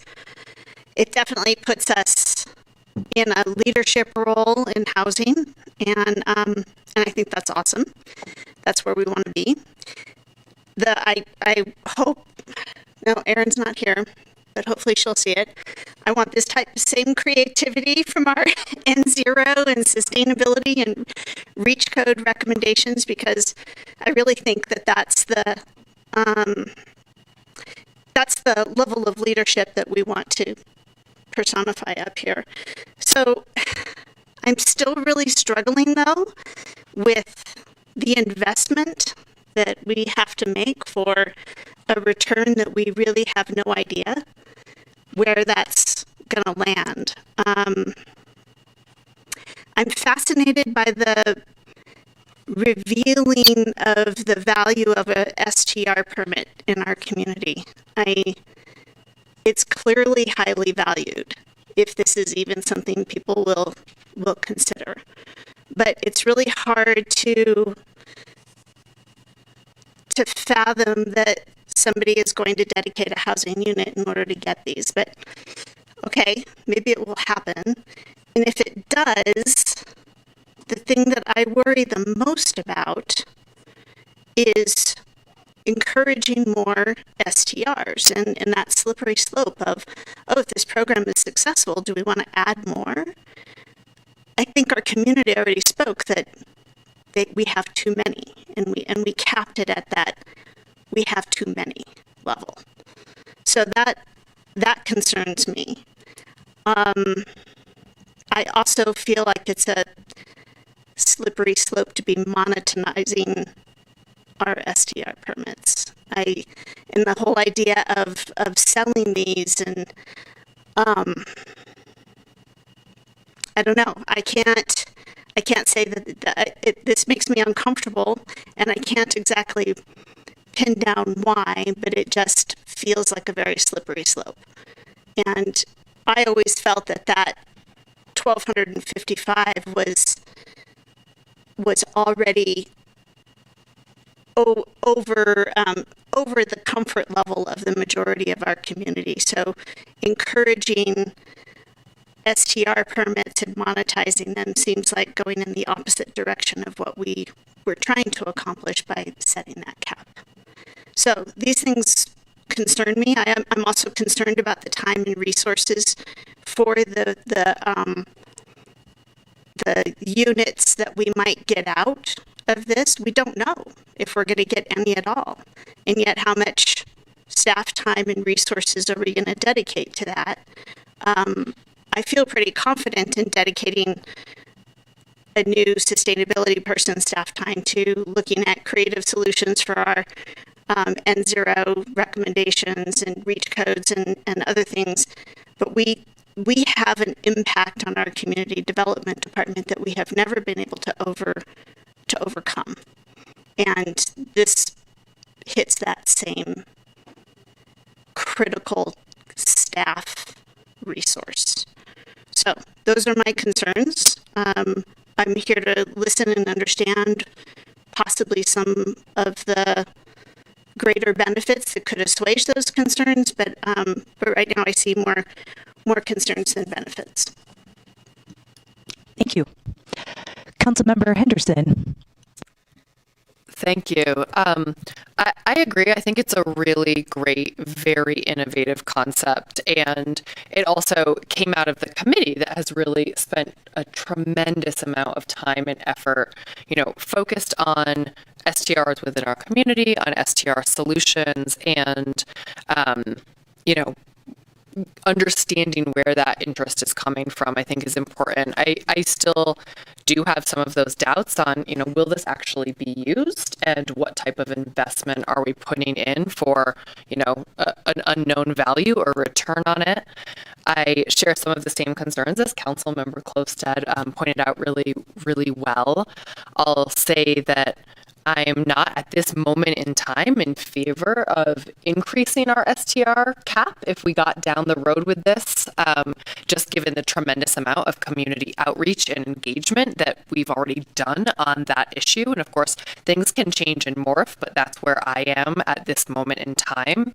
I want us to push to try new solutions. And so, I think I'm willing to try this as a pilot, but I want us to be really, really cognizant of the amount of staff time and the investment lift required for this. And I guess we'll talk more about sort of what that looks like in our work plan and workshop. Is that correct, Jen? Okay.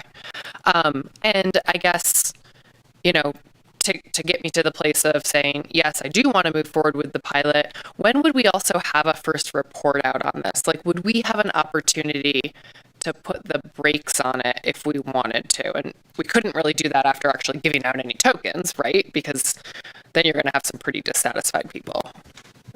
There would be a couple key check-in points. So we anticipate that probably the second meeting in February is when we would aim to bring back an RFP and guidelines. And then council could give a go, no-go decision on whether to release an RFP. And then we anticipate releasing the RFP for 90 days, and at which point we'd get proposals back. There was no obligation for council to select any of those proposals. And then if assuming proposals are selected, we would move forward with them.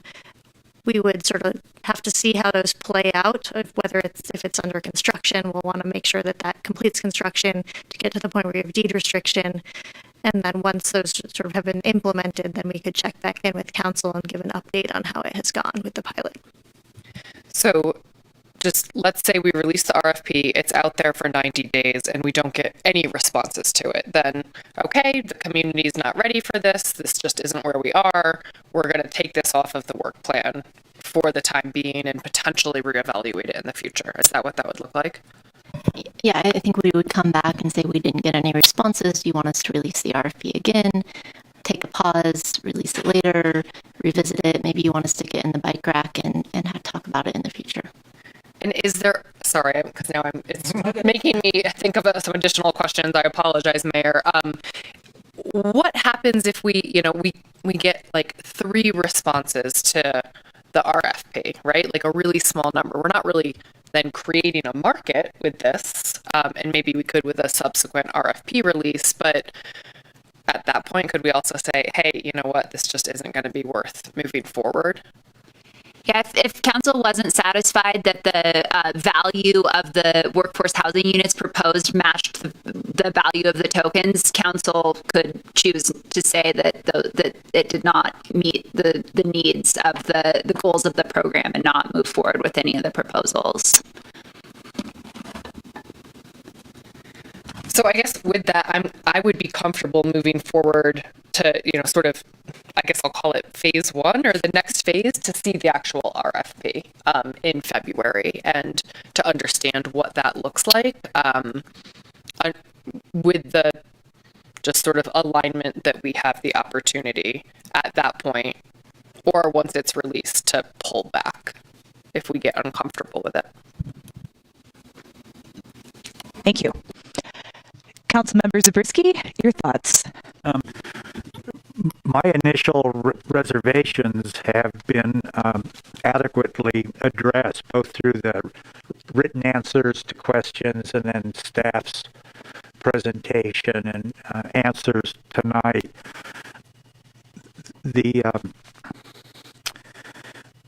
One of the things about this program that's attractive to me is the 15-year term for the long-term rental.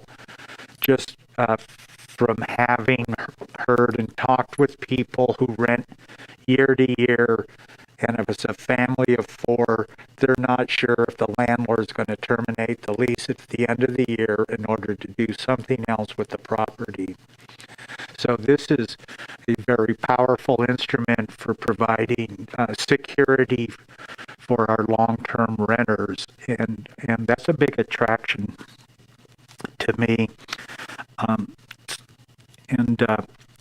I agree it's a pilot. I'm persuaded that it's a small enough number of tokens. It's not going to hurt small operators.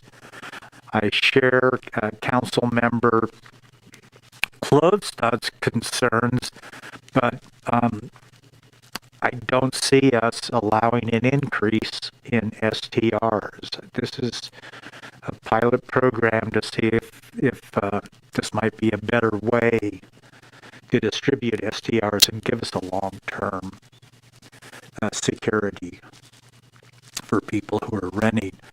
And so my concern now going forward is whether we provide enough certainty for applicants that we'll get enough applicants to really generate a good program. I want 25 tokens.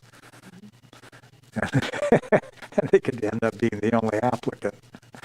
But anyway, so that's all to say to all of my colleagues here. I'm ready to approve it, subject to what the rest of you have to say. Thank you, Councilmember Zabriskie. And we're just providing direction tonight, so we are not approving anything. The staff would be bringing the RFP back for us to approve. Vice Mayor Pallavi, thoughts? Sure. I also support the direction that is being given. Just a couple of quick replies to maybe some of the concerns out there, I think, with regards to the token cap or the STR cap. Even, we pulled 25 for this program. So in my opinion, we're still within the cap. And at the end of the day, we can decide if it's non-renewals that get thrown under the cap, that if we want to add tokens, we're not necessarily being required in any way, shape, or form, at least in this council, to increase the number of permits that are out there above and beyond the cap that's already been set. So I'm fairly comfortable with that one. I actually would disagree and say monetization to me is actually the key. The more we can monetize this kind of stuff, we can figure out its value and potentially even put further pressure on it in other ways, right? And further create programs that incentivize the types of housing that we're looking for and using short-term rentals as a pressure point. So to me, monetization actually makes the most sense. And I think that was a really incredible exercise that BAE and Aaron did for us. I'm also in support because we've basically done most of the heavy lifting, I feel like, on this thing. We got this far, so we might as well see what happens and take it to the next step. So that's one big reason why I support it. And I think we just have to lean on our staff and our department heads when we have our strategic planning sessions, when we have our budget workshops to inform us what the capacity levels are, what is able to get done, what has the most bang for the buck. We now have an incredible suite of programs in all of our departments that we do have to prioritize, and I think that is a good exercise for us. So I support our staff, being honest and transparent in what are the most effective programs, and we have to lean on you guys to help inform us of that moving forward, and that's how we create priorities, and that's how we create budgets to line up with those priorities. Really, lastly, I'm a big fan of really simple RFPs. Don't make it an essay, try to make it clear, try to make it concise, try to have some opportunities for, open-ended questions, but this doesn't need to be a 5-page application. And I would also only hope that we put a little bit of marketing into it when we do, if and when we do get to that 90-day process, we treat this program with the same attention, or at least some commensurate level of attention that we have with so many of our other programs, and make sure that people are aware it's out there, and do a little bit of due diligence to make sure we've attempted to get applications. And that would be all for me. Thank you. Thank you. Lots of great comments. Marketing just spurred an idea. Is this something, if we move forward with this program, ensuring we get the word out, we could send it to all the people on the wait list, like, hey, you want a STR now? So, we've already got a captive audience to be able to kind of target. We have all the property management companies we're aware of too. So I think, yes, it would be imperative that we marketed it well. I'm definitely interested and intrigued by this program. Jen, I appreciated you saying be a leader. I think, this is a program I've never heard of in any other jurisdiction or seen. And so it's exciting to see, what comes of it. I like the process that, I think was recommended by BAE and staff's developing, that we kind of just put it out there and see what comes to us. That makes me feel better about it than saying, if you do X, Y, or Z, you get a token, because it gives us the ability, like Councilmember Henderson, you were asking, what if we decide this isn't what we want? Or it's one person saying, I'll do one apartment for 25 tokens. We say, nope, sorry, that's not what we're looking for. So I like the flexibility. Maybe there's some really great people out there that would say, hey, I'll do 2 workforce housing units for 1 token, and we can get more than we think. So I'm excited to put it out there, with the caveat that I do have some of the same concerns. Councilmember Klofstad, you mentioned the monetization does make me a little bit leery. Yes, it will establish a value, but it's going to be the secondary market that we are not involved in at all. So that would just be something to monitor and pay attention to, and for us to be aware of as we're looking at proposals for tokens. I also think, just thinking about what happens if people are violating the STR ordinance. We want to be fair to everybody, and if we've got people that are being, good STR permit holders and, take care of their guests when they cause disturbances, and then there's this other person that can just keep bopping around different properties or something, that doesn't seem fair. So thinking about if we do have any sort of ramifications for violations or something. And I think that's about it. So sounds like staff, you're just looking for direction today. You've gotten a lot of it.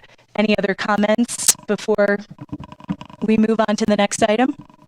Just to clarify, I don't think that staff heard any specific feedback to change any of the selection criteria or the RFP process that we put forward. Is that correct? Yeah. Councilmember Zabriskie, I see you turned on your mic. I think it was the vice mayor who mentioned something about not having STR tokens lying more, but that they ought to go back into the pot. Is that something you want to pursue? I'm ambivalent. Okay. I don't necessarily. I don't know that that's necessary. Maybe like the 3-year, 5-year inactive. I don't know. I think that's something we can consider adding in the guidelines. But it sounds like the direction that staff was headed with the RFP is the direction council would like. Okay, thank you. Thank you. Well, thank you very much, Lynn and Hillary and Aaron, for all the work that went into that.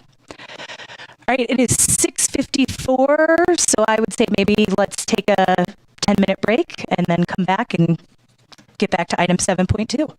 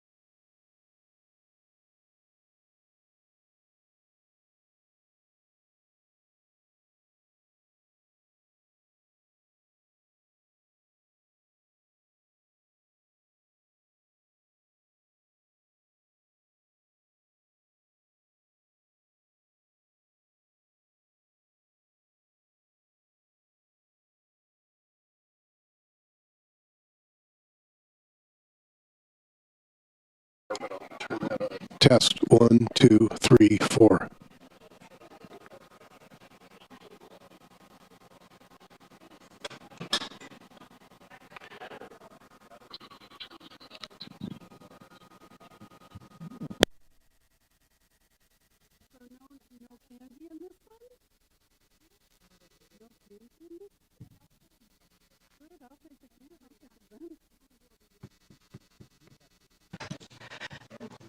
All right, we are going to call the meeting back to order. And we will move on to our next discussion item of the evening, which is Town Council direction on potential Jorga Ranch specific plan amendments. And Laura will be presenting. Good evening, Council. I have a really short presentation. We're here tonight to talk about the Jorga Ranch specific plan. As you know, we did a first phase of amendments to the plan, which was originally adopted in March 2015. Your council adopted amendments to the plan in June 2021. Those were primarily focused on the housing requirements in the plan, updating those kind of on an expedited time frame based on your direction on some topics that you thought needed to be addressed sooner rather than later. Since that time, we've had some projects that have been approved within the plan area. So in the pink section down here, the CR zone, that's where the Soaring Ranch project is, where Rayleigh's has been constructed. Then we've got the second and third phases of development, which are both mixed-use residential and commercial. Across the street from that, in the M1 zone, is the Jorga Ranch Parcel 2 project that's been approved. That is a mixed-use industrial and residential project. And then the other N1 piece there is where the lumberyard is that's already been constructed as well. So that really leaves over here Parcel 4, which is where we have the biz, the RMW zone, and then some lifestyle commercial pieces. That remains the last piece of the specific plan area that has not been entitled yet. When we did the last round of amendments, the commission and council both wanted us to come back with some additional potential topics for a second round. So what we wanted to do is check in with you tonight, see if these are still topics that you would like us to be looking at. If so, we can bring back some recommendations once we've had a chance to do some additional work on that.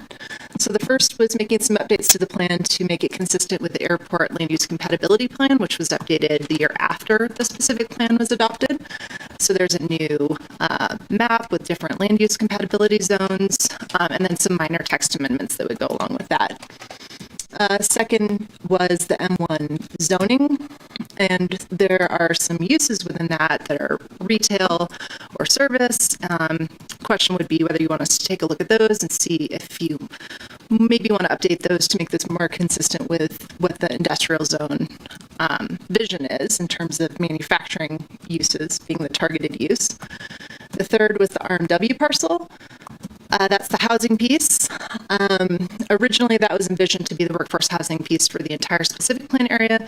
As we've seen with the Soaring Ranch project, we've had a lot of housing units approved over there in the past couple of years. So questions for you to think about would be whether this parcel still needs to function the way it was originally envisioned, or whether instead of it being a trigger based on the build out of the plan area, whether you would want to look at some different kinds of incentives, concessions for developing that with housing, and maybe looking at different requirements for that that could go along with that. There's no inclusionary housing requirement would be one thing to consider, since that parcel is exempt under the specific plan from our inclusionary requirements. And then the fourth was zoning and land use. There was some discussion during the previous conversations about whether the commission and council wanted to look at making any changes to that. So what we're asking you to do tonight is look at that list, tell us if these are still priorities for the council that you want us to be working on. If there's anything you want to add or delete or modify, that would be a good direction to have. And if you are interested in us doing this additional next phase, then we could return with a discussion about this as part of your work program discussion that'll be coming up in a few months. So that's all I have, and I'm happy to answer any questions. Thank you very much. Nice, succinct presentation. All right, we will start with questions, and I will start Vice Mayor Pallavi. Which M1 parcels are we specifically talking about, Laura? Because isn't the one north of Soaring Ranch already done and entitled at the last planning commission hearing? So is it really only that tiny little sliver by TTL?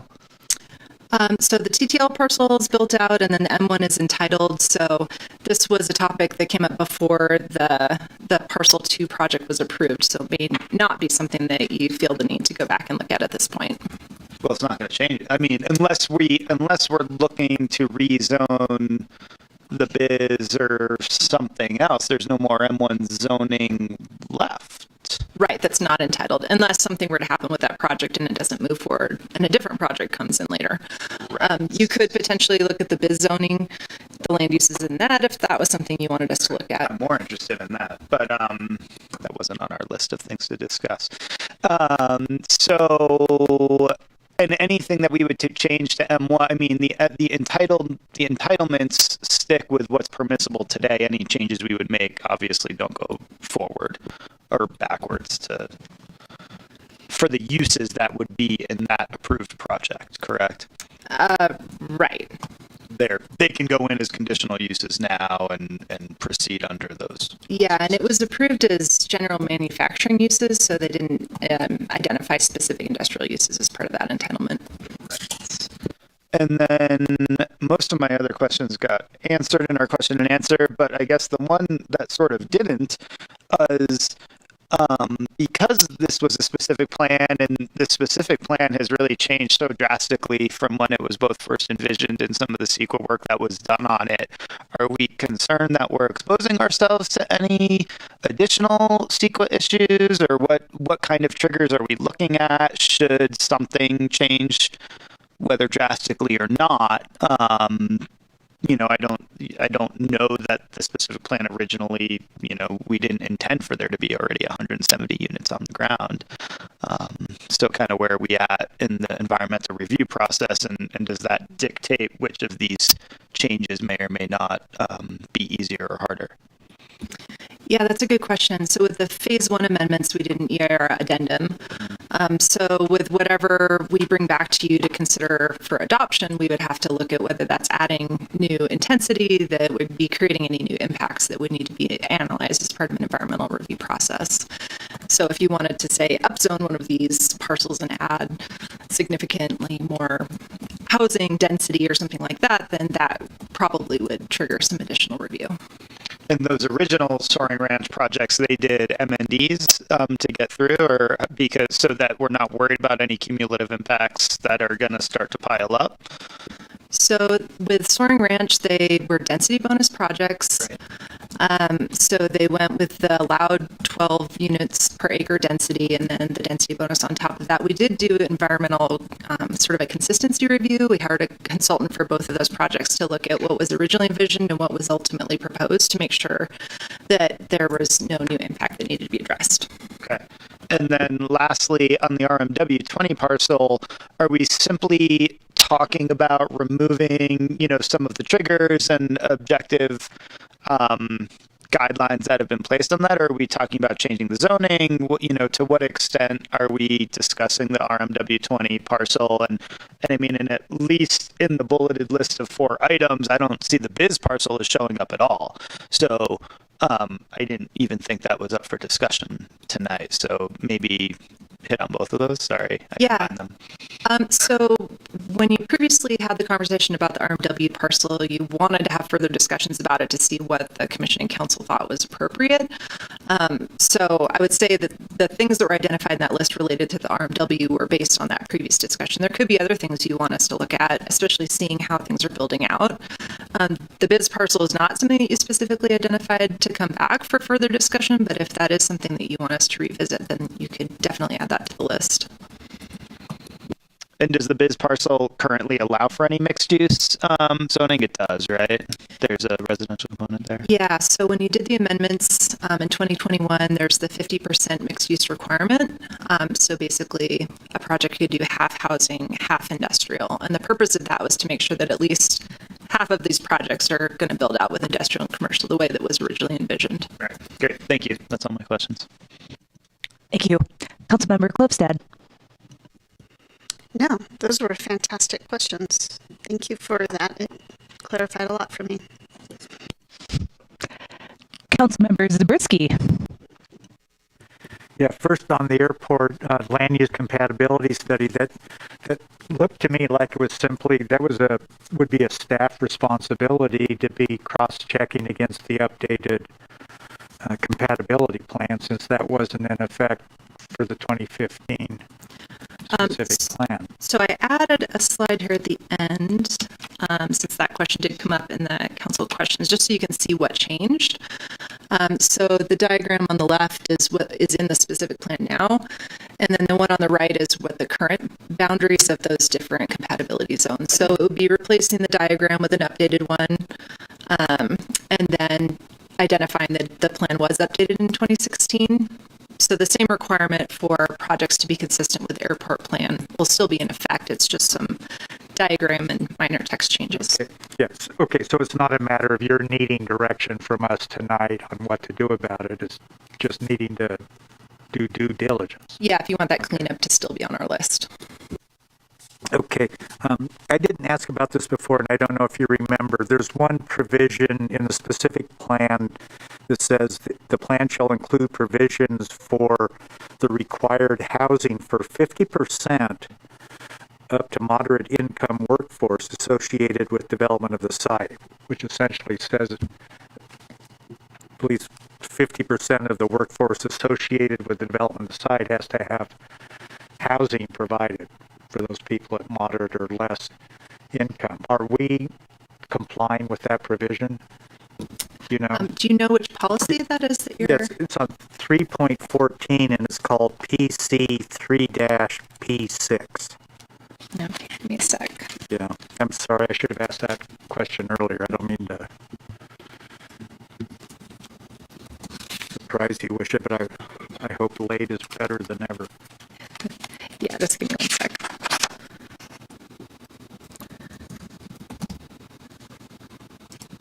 So those were policies that are identified as guiding the development within the plan area. It's under the section that talks about relationship to other plans or regulatory documents. So when the RMW parcel was developed, the idea behind that was that instead of each parcel doing its own on-site workforce, that it would all be built on that parcel along with some in lieu fees, and then that would satisfy the requirements of the whole plan area. So what happened in 2021 when you did the amendments to the plan was that now there's a requirement to build on-site housing as part of each development project, which is what the Parcel 2 project is doing. Okay. For now, I'm just going to highlight that for you. I just have this outstanding question about whether this needs to be revised, okay, whether in conflict with it, okay, or what. Now, on the second item was the M1. If I understand, since M1 has been approved, that zoning area is the question whether we should be revising the specific plan to be more closely align with the reality of what's occurring on the ground. So that was an item that was put on your list before that project was approved. So like I said, it may not be something that you want us to spend time going back and looking at. It would be relevant if, like I said, that project doesn't move forward and a different industrial project were to be proposed. Right.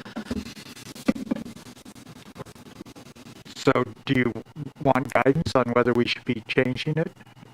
Whether you want to keep that on your list for us to look at or not. If you don't think it's important anymore, then you're more than welcome to tell us that it's not something we should spend time on. Yeah, so just to clarify, you're not giving us specific direction to do X, Y, or Z. It's just, yes, we want you to work on this and come back with information or recommendations. Okay. And then what are the,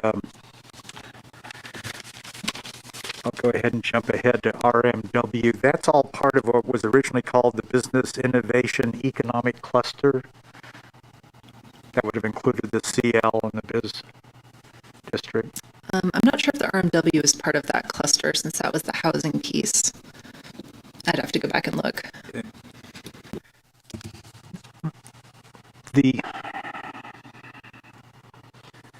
I guess related to this, and maybe just in the adjoining parcels, is the provision where we're requiring a minimum of 50% commercial. And then are we banning standalone residential in the biz innovation and the CL sections, or can those be, or can we allow standalone in those?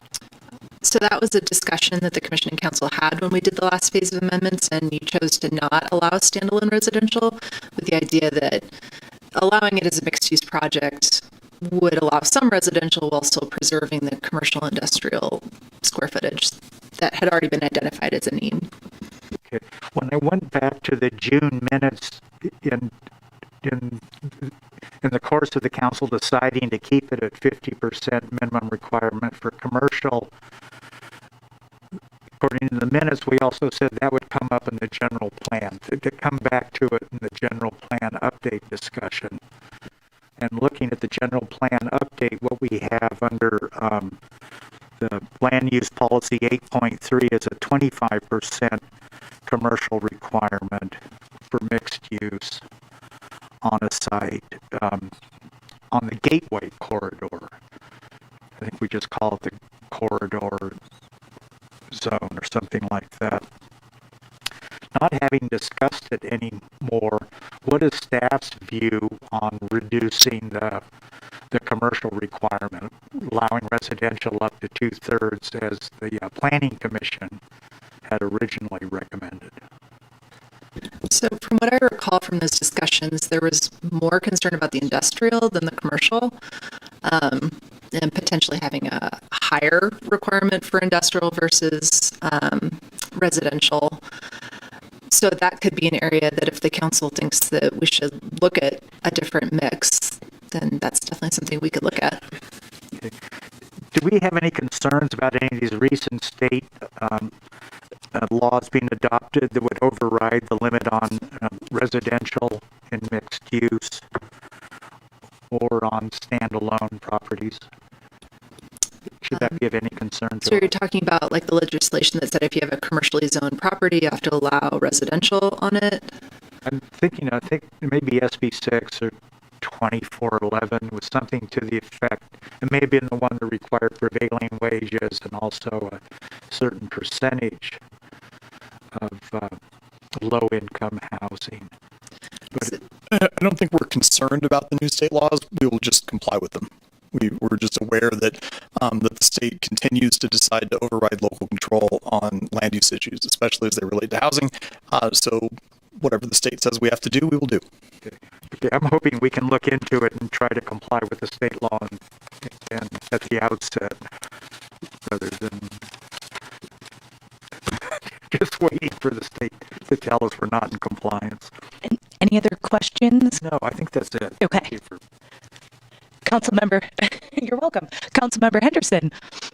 Thank you. I first just thank you for all the responses in advance. I think those were really, really thorough. So my only, I guess, last question, the RMW parcel, I know we're really just aligning tonight on should we keep working on these four and or should others be included? Should some of these be excluded? For the RMW, would it really only be investigating like removal of the trigger, adding affordability requirements? Those are sort of, or are there other opportunities that we might have with that parcel that could be investigated?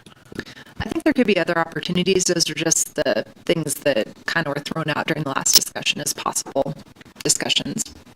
So Laura, just paint that picture for me a little bit more. Like what are some, like the range of some of those other opportunities that you would foresee? So I don't know that we've really gotten into that. Obviously, like I said, if we significantly increase the density on that parcel, then that could trigger some environmental impacts. I don't know if that site could accommodate more. The 72 to 80 units presumably was put in place because that's what that site was identified as being able to accommodate. And then with density bonus now on top of that, obviously you can increase it. So there could be other things that we haven't dug into yet, but if you wanted us to look at anything, we'd be happy to put that on the list. Thank you. I do not have any additional questions, but Vice Mayor Pallavi, I think you had another one. Just one more. Is there any other M1 zoning in the rest of the zoning map? Is that the only M1 zoning? No, so there's the lumberyard parcel and parcel 2. What about a zoning map for the whole town? Oh, so the M1 zoning was specific to this specific plan. We have M zoning, which is just manufacturing. So like Pine Rock Commerce Center and some other parts of town. Right. So I guess is the question, do we want to look at that zoning designation in the entire town, or is that being handled through the general plan versus we're just dealing with M1, which I would argue is mute at this point and a waste of our time. Yeah, so this would just be looking at the M1s because that's specific to the Jorg Ranch. Thank you. All right, thank you for all those questions. We will open it up now to public comment. If anyone would like to make a comment, you are welcome to come up to the podium. Please introduce yourself. And you will have 3 minutes. There is a timer right over to my left, your right. Thank you. Red light on. Thank you. Mayor Romack and fellow council members. My name is Brian Griggs. I am, along with my partners Paul Farrow and Jeff Stone, been working with your staff for the past 7 months or so, evaluating development of Parcel 4. And so tonight's discussions and advice you're going to give to staff, I think, is very important relative to not only our development, although I believe we're going to make a formal submission in the next 30 days, so we'll probably proceed anything you do. But in the unlikely event that we don't proceed, I think we've learned a lot of lessons that I think could be of value to both the council and staff relative to the specific plan, the development potential, some of the needs of the town, affordability, workforce housing, etc. So I want to briefly talk about our project and then circle back to kind of some of the discussion topics. I will try and do it in 2 minutes and 10 seconds, but I'm not sure I can. So as far as my partner's interest and mine in this development, I live up in North Star about a third of the time, primarily in the East Bay area. One of my partners is an architect who recently relocated here into the town of Truckee. And my third partner is a builder who grew up coming to North Star and actually still owns a home up here. He's got 3 young kids, so he can't quite come up as often as I do. I have worked with your town staff for 6 months. I do commend you on everyone from the city manager all the way down through your planning department. I think 7 of the 8 that I worked with are here tonight. And the collaboration is, from a developer standpoint, incredibly valuable to try and deliver a project that works for everyone, works for the town, works for the staff, works for the council, doesn't get subject to criticism, and ends up being something that everyone can be really proud of. Our hope is to make Parcel 4 the first of a few developments up here. We've talked to a number of different projects, larger master plans, specific plans in town. We think there is opportunity not to make money, but to really, if you provide something to the town that the town needs, it ends up being beneficial all around. And I'm at a point in my career, as my partners are, that we want to do something that's right, not just come in and take advantage of state density bonus laws or other opportunities that housing says you can do almost anything. That's not what we're trying to do. We're really trying to work within the specific plan, hopefully not have to go through a lot of CEQA. I appreciate Councilmember Pallavi's comments about, the exposure there. We are proposing to use state density bonus law, which does afford us some of the ways to increase density without having to go through a tremendous amount of scrutiny, but hopefully in a very respectful way that will provide dignified housing, that will make housing homogeneous. So whether it's inclusionary, whether it's workforce, whether it's market rate, really just makes sense. And so our biggest issues really we're trying to address, and we did make a more formal proposal last night about 7 o'clock, which I think will probably eventually make it to you as council members, and ultimately once we get feedback from staff, we'll make formal submittal, which will include architecture and some more detail to it. But we're proposing a total of about 248 housing units. 40 of those will be senior housing that'll be for sale. Right now, we're only required to provide 20 inclusionary housing because there's no housing required on the RMW side, as you know. but we're proposing to increase that to provide 20% housing across the project's density, so it'll increase that to about 44. I apologize for the interruption. The clock did run out, but the alarm for some reason didn't go off, so I thought I'd let you know. Thank you. I appreciate that. So, Brian, thank you very much. Unfortunately, we limit everyone to 3 minutes, so we appreciate you being here and sharing that beginning part, and we're, I think, all excited to hear more about your project. So thank you again, and thank you, Judy, for being the watchdog. Can someone yield their time to me that I can continue? Do you guys want to yield your time, then I can get another 3 minutes? Unfortunately, no, but Brian, we appreciate you being here, and I know you probably have your contact info with staff, so, you know, people can follow up as needed, but we limit all public comment to 3 minutes. Thank you.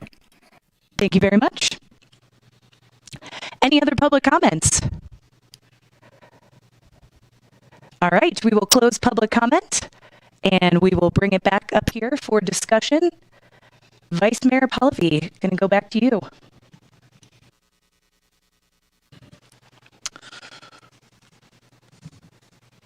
So I do support 1, 3, and 4 on this. I don't know that we need to waste our time on 2, so I'm not super married to that. I resonate with some of what Brian was saying. I think we need to find projects that work. I think we need to find projects that fit. I think we need to find projects that address the needs that we've already identified. We know what those needs are. They've probably done their market research. They probably know what those needs are as well.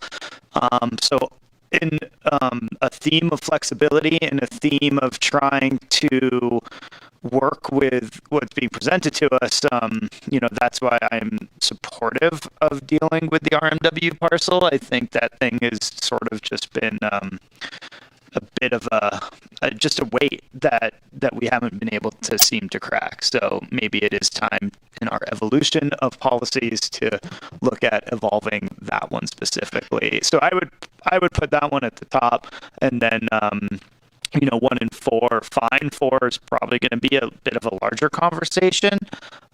So I support however staff wants to meaningfully break that up into a workload that's handleable with all of the other things they have going on as well. I think that's all we're being asked to do tonight. I have a question, because you had kind of asked about the biz parcel. Sure. So would you be interested in adding something about looking into that to this list, or? I think it's a pretty broad definition of what can go in there. I also, to some of the other comments that have been made, I think state law is going to usurp whatever the hell happens there anyways at some point. So I'm not sure. I feel like I don't know that it gets us anywhere closer. I think what we've heard from the neighbors down there, and for those who've been attending meetings on this specific plan for many, many, many years, I think there's still a sentiment that the transition into the neighborhood there is not really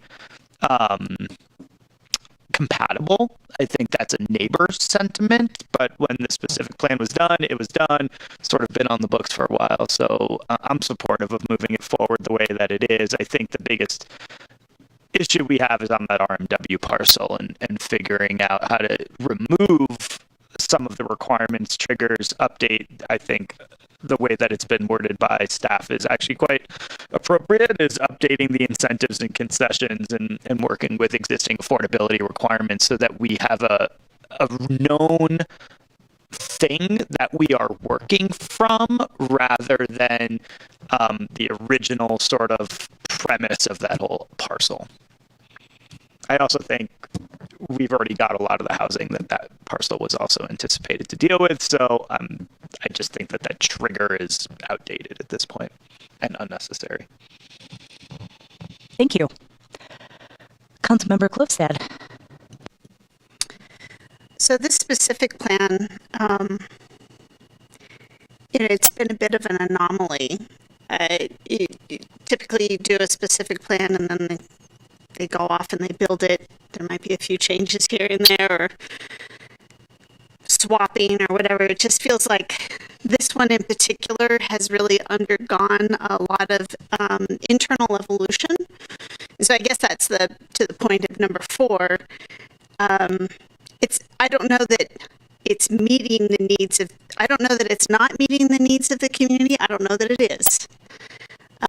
So much has changed on this. So typically I wouldn't be supportive of going back and doing this level of a reevaluation of a specific plan, but I think in this case it's appropriate. And I agree that RMW parcel being at the end of this series of changes has lost the most in terms of flexibility. So I think we need to provide some more of that there.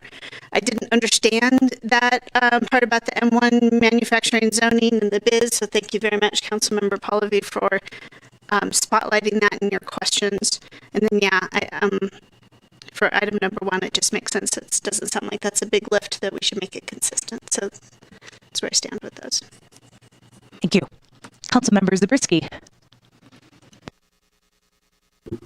Yes, I think the reality is considerably different from what was originally envisioned. We have the east side of Highway 267 locked in now, and I think it would be appropriate for the Planning Commission to revisit the west side, and that would include what's called the Business Innovation Economic Cluster, which on this one figure includes RMW, and then also the other group is the Lifestyle Economic Cluster, to determine whether that still fits in with the community's needs and making the appropriate changes and considering going back to a minimum of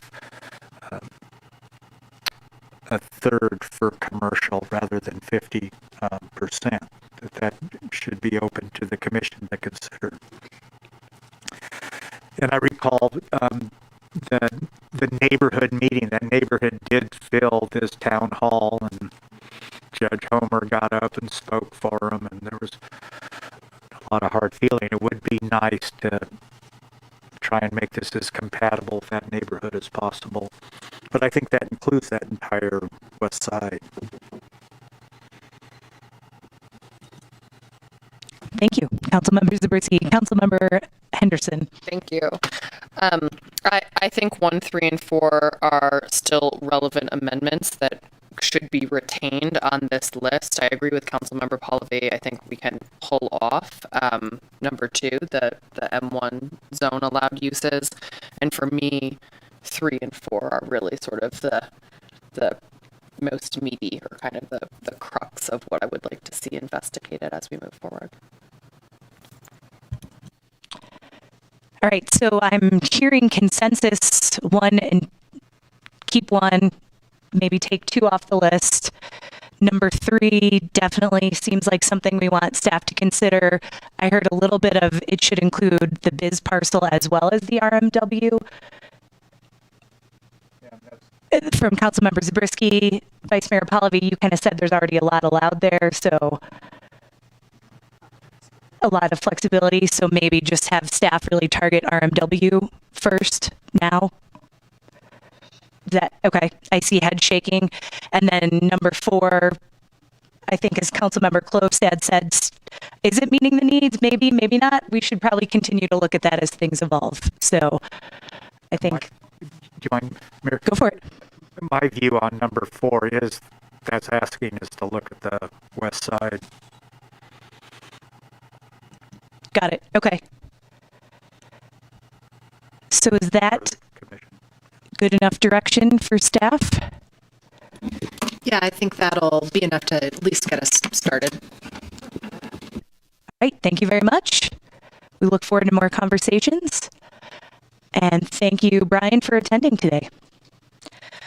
All right, we will move on to our next discussion item, which is 7.3. This is the West River Streetscape Improvements C1703 Contract Award. And looks like Dan's going to take it. Yeah, thanks, Mayor. We have a presentation we can provide, but if I'll leave that up to council as to whether or not you want us to take the time to do that. The item in front of you is to award the construction contract for the West River Streetscape project. That's a project that you all have discussed on numerous occasions. And we provided a staff report that provided the bid results on the project and responded to a few questions from the council regarding the project and how we're going to work with the contractor to reduce business disruption. So I'll leave it to the council. If you want me to go through the full presentation, I can. Otherwise, I'm happy to just answer any questions you may have. I would also note that we've got Nate Rupert, who's one of the owners of Rupert Inc., who is the company who's the low bidder on the project, and then Robert Rabber, who I believe works for Rupert Inc., is here. And as a side note, his dad works for us and is currently our night snow removal supervisor. Gotta love small towns. Thank you both for being here. I would say we're all pretty familiar with this project. I appreciate, Dan, you giving us the option that I would say maybe let's not go through the presentation and start with questions. If we get in deep where we need to dive into it, then we can. But we'll start with questions first. Councilmember Henderson. No questions. Thank you. Councilmember Zabriskie. Thank you for the presentation, Dan. Vice Mayor Pallavi and Councilmember Klofstad. Most of my questions were answered in advance. I really want to commend you on the list of ways that we are going to mitigate the impacts to those local businesses. And just real quick for the benefit of the public, some of those include that there will be shutdowns on West River from 10 p.m. to 6 a.m. potentially at some point during the construction. One-way traffic will be maintained the rest of the time at a minimum.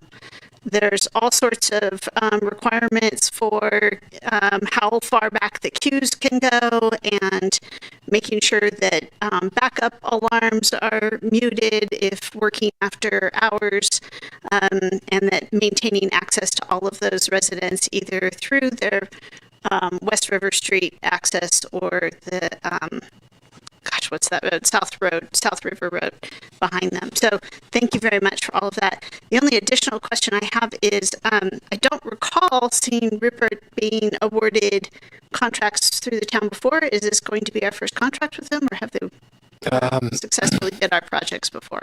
I think you've done a couple other projects for us, Nate. I'm trying to remember which ones. Back in the day when Rupert Inc. was getting established, they actually were the low bidder on some snow removal contracts. That got a little weird with some of the other local snow removal contractors in town. And they've definitely they've done on-call work for us last winter in the large snow event we had, Christmas, New Year's.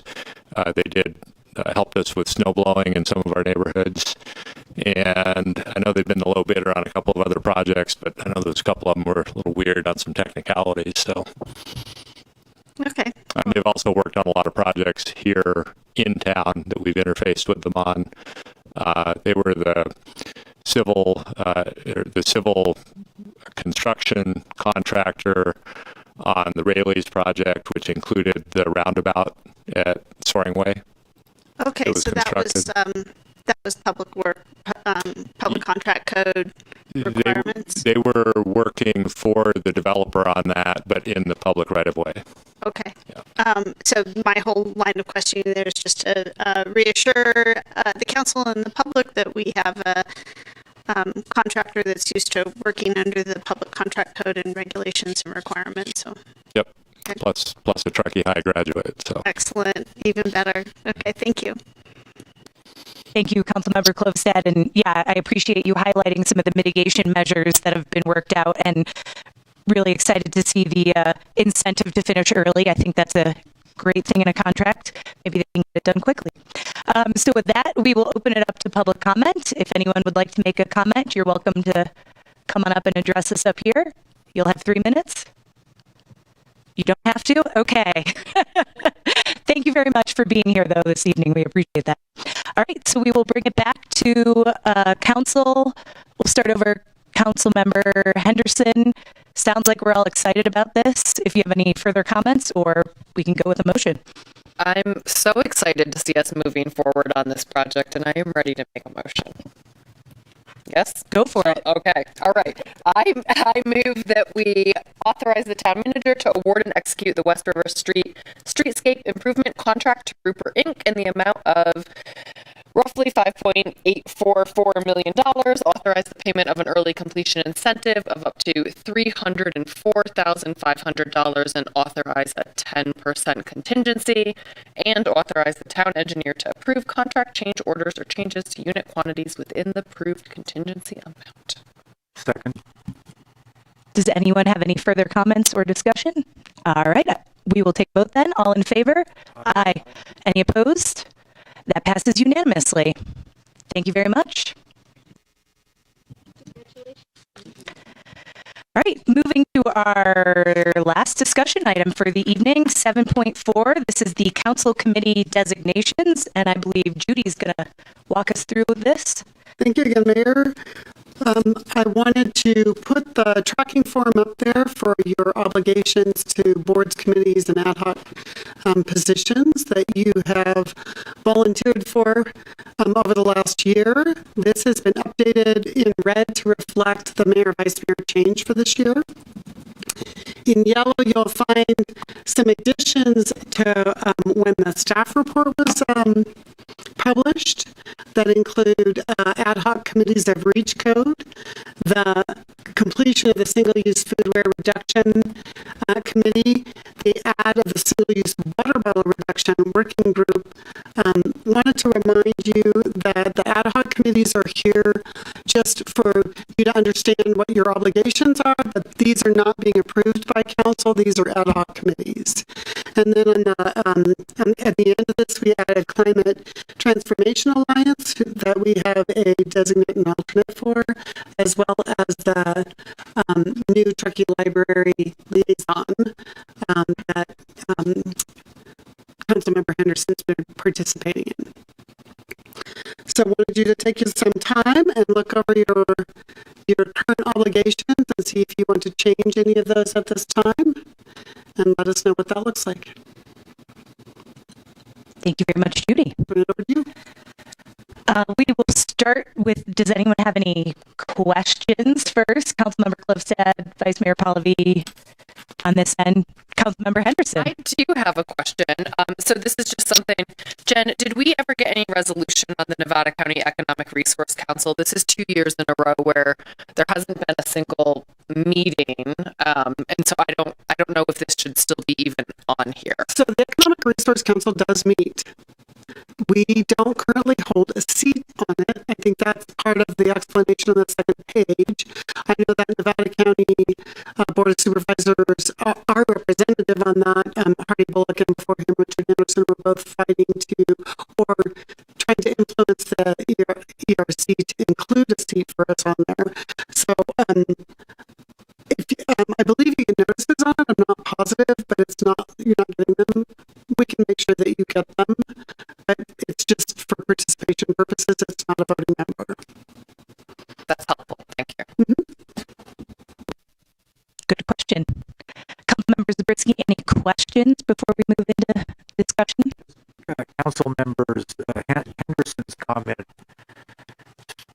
strikes a bit of recall. I think when the Board of Supervisors were here and were meeting with them in the other room, one of them was enthusiastic about the Truckee Town Council member participating.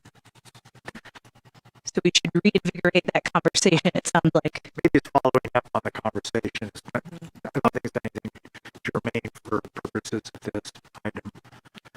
I can reach out to the County ERC and make sure that that's forwarded to everyone. Yes, that would be great. Now, I guess in a way, after serving on these, on my assignments for the last couple of years, I think the continuity is important.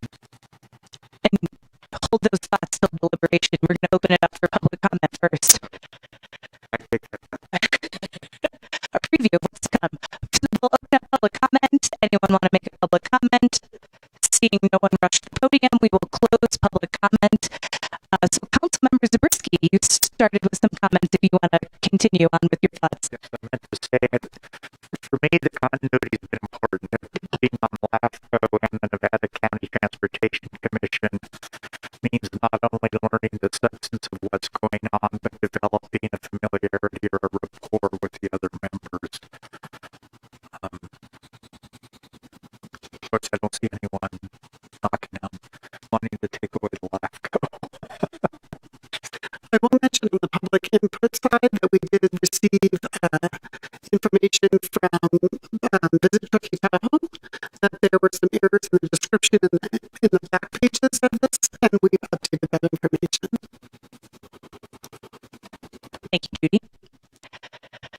All right, thank you, Councilmember Zersky. I'm going to move down to this end. Councilmember Klostad, thoughts? So I'm totally fine staying the way we are. I also agree that continuity is good. I also think that there's an argument to be made that some mixing it up and all of us becoming broader and broadening our understanding of our community and the community needs is also a good thing. So I'm happy to make some changes if anybody else would find that beneficial. I had a conversation with Jen about this, and I do think that there's some opportunity here to look at these things that we've been committee and staff time and our council time to and decide whether or not, because these typically come up as single issues like micro transit and single-use foodware reduction, and we created an ad hoc committee for that. But then as we work through this, they evolve. And I think now, and just using the microtransit as an example, I think we have a lot of transit discussions coming our way. Do we want to consider having a transit specialist amongst us? And for that matter, maybe a waste reduction specialist amongst us, kind of like we have a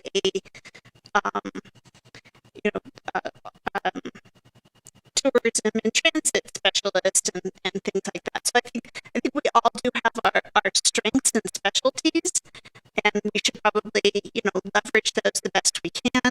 I think with some of these other designations, that maybe we should try to mix it up a little bit, and again, in order to provide some more broadening of our understanding of our community and hoping to represent more of that up here, more of that broadness up here than maybe we currently are. Those are my thoughts. Otherwise, I'm fine with leaving it the way it is. If you have specific suggestions, was going to be my only comment. I don't want to take on anymore, so if I'm going to take on something, I have to drop something. That's just my only caveat, just like our work plan. But other than that, I'm fine with the things that I'm signed up for here, and happy to continue on. If anybody wants to trade something, I'll open to that too. I'm really flexible. I do think, I don't know, staying on VTT, staying on LAFCO, I do think at this point I wouldn't suggest switching me up on VTT maybe next year, but we've had a ton of transition there already, and with Chair Winterberger leaving, like, I'm going to be the longest serving board member. So I think that needs a bit of stability. So I would just say the other ones I would put up for grabs, but I would say I should stay on VTT for the next at least year. Councilmember Henderson. Yeah, it's so interesting because I think I had been also looking at it sort of through the lens of just consistency, right? And like you're learned up on certain committees and also those relationships. But Councilmember Klostad's comments really got me thinking like there is tremendous benefit also in making sure that, one person doesn't necessarily hold that relationship, right? And that we all have the opportunity because we represent different, just perspectives and experiences. So I felt really comfortable. I was like, I'm happy with mine. I also do feel like some of mine are like a pretty light lift, I'll say. So if someone does have one where they want to trade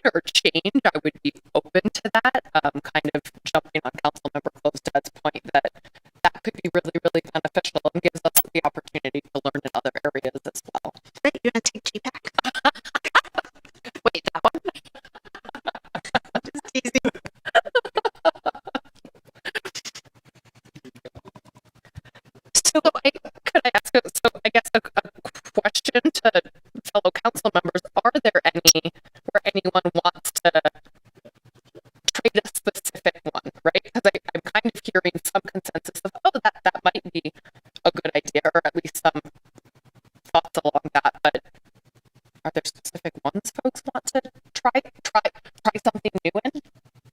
Is that a helpful question? That is a helpful question. Yeah, I think that's a good start. I will say, Councilmember Cliff said, just, thinking about could we change it up? And then you also said, but maybe we have a designated person that's the X person.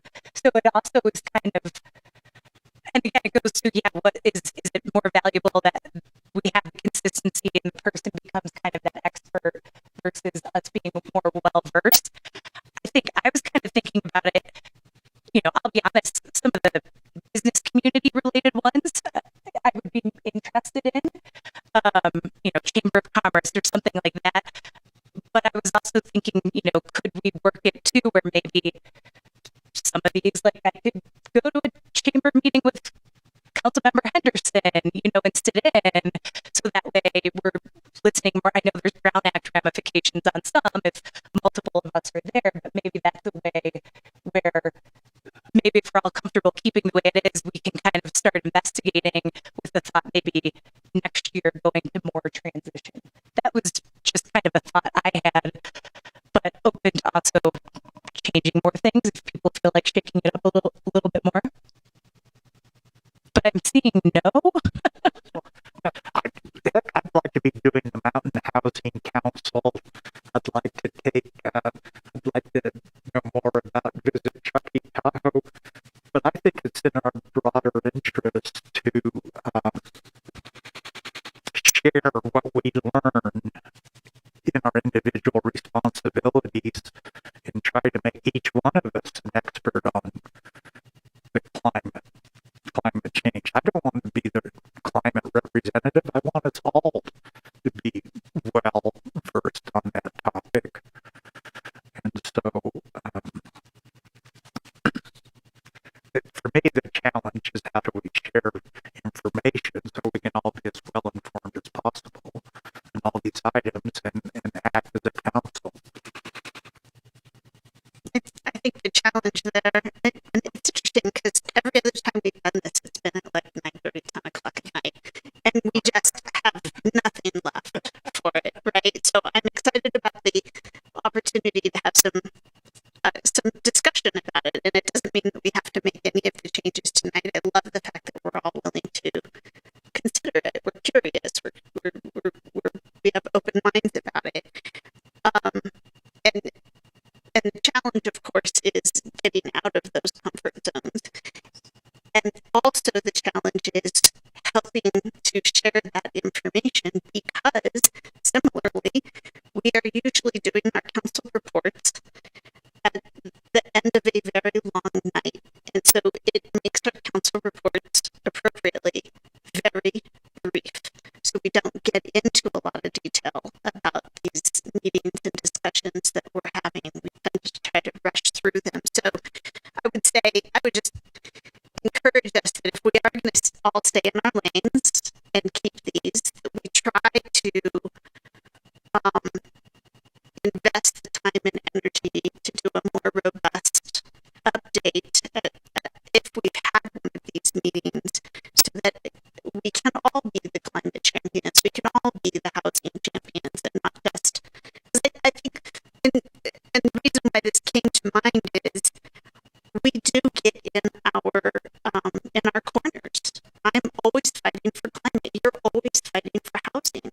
I feel like we need to have better crossover and empathy and understanding for each other's champion projects.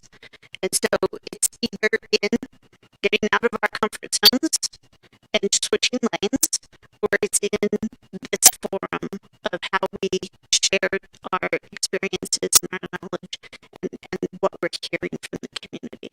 So however you guys want to do it, I'm all game, but I'm recognizing that we are pigeonholed and not as rounded and I think fully functioning as I'd like to be.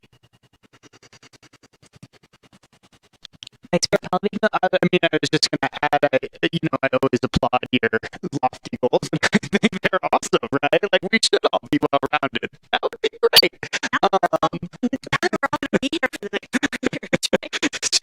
I would just simply add, I do find value. So I think exploring slightly longer council reports is not the end of the world. I think be judicious and respectful and understanding of where we at on agendas and stuff like that. But welcome longer updates as they are appropriate. I think just something really easy that Mayor Romack brought up, like, yeah, you know what? You can go to a chamber meeting anytime you want, right? So two people can go to anything at any time. I would really enjoy going to a climate transformation alliance meeting, once a quarter. So I think it might just take a little bit of communication between, hey, let's say, I can't see on my screen, but it looks like Councilmember Henderson Klostad or the CTA liaisons, you're meeting once a quarter comes up where one of you can't make it, tell Judy or tell one of us, be like, hey, if anybody else wants to go, this would be a great time for somebody else to go, right? I think it also just takes a little bit of foresight of trying to say, come on down. And same goes for VTT.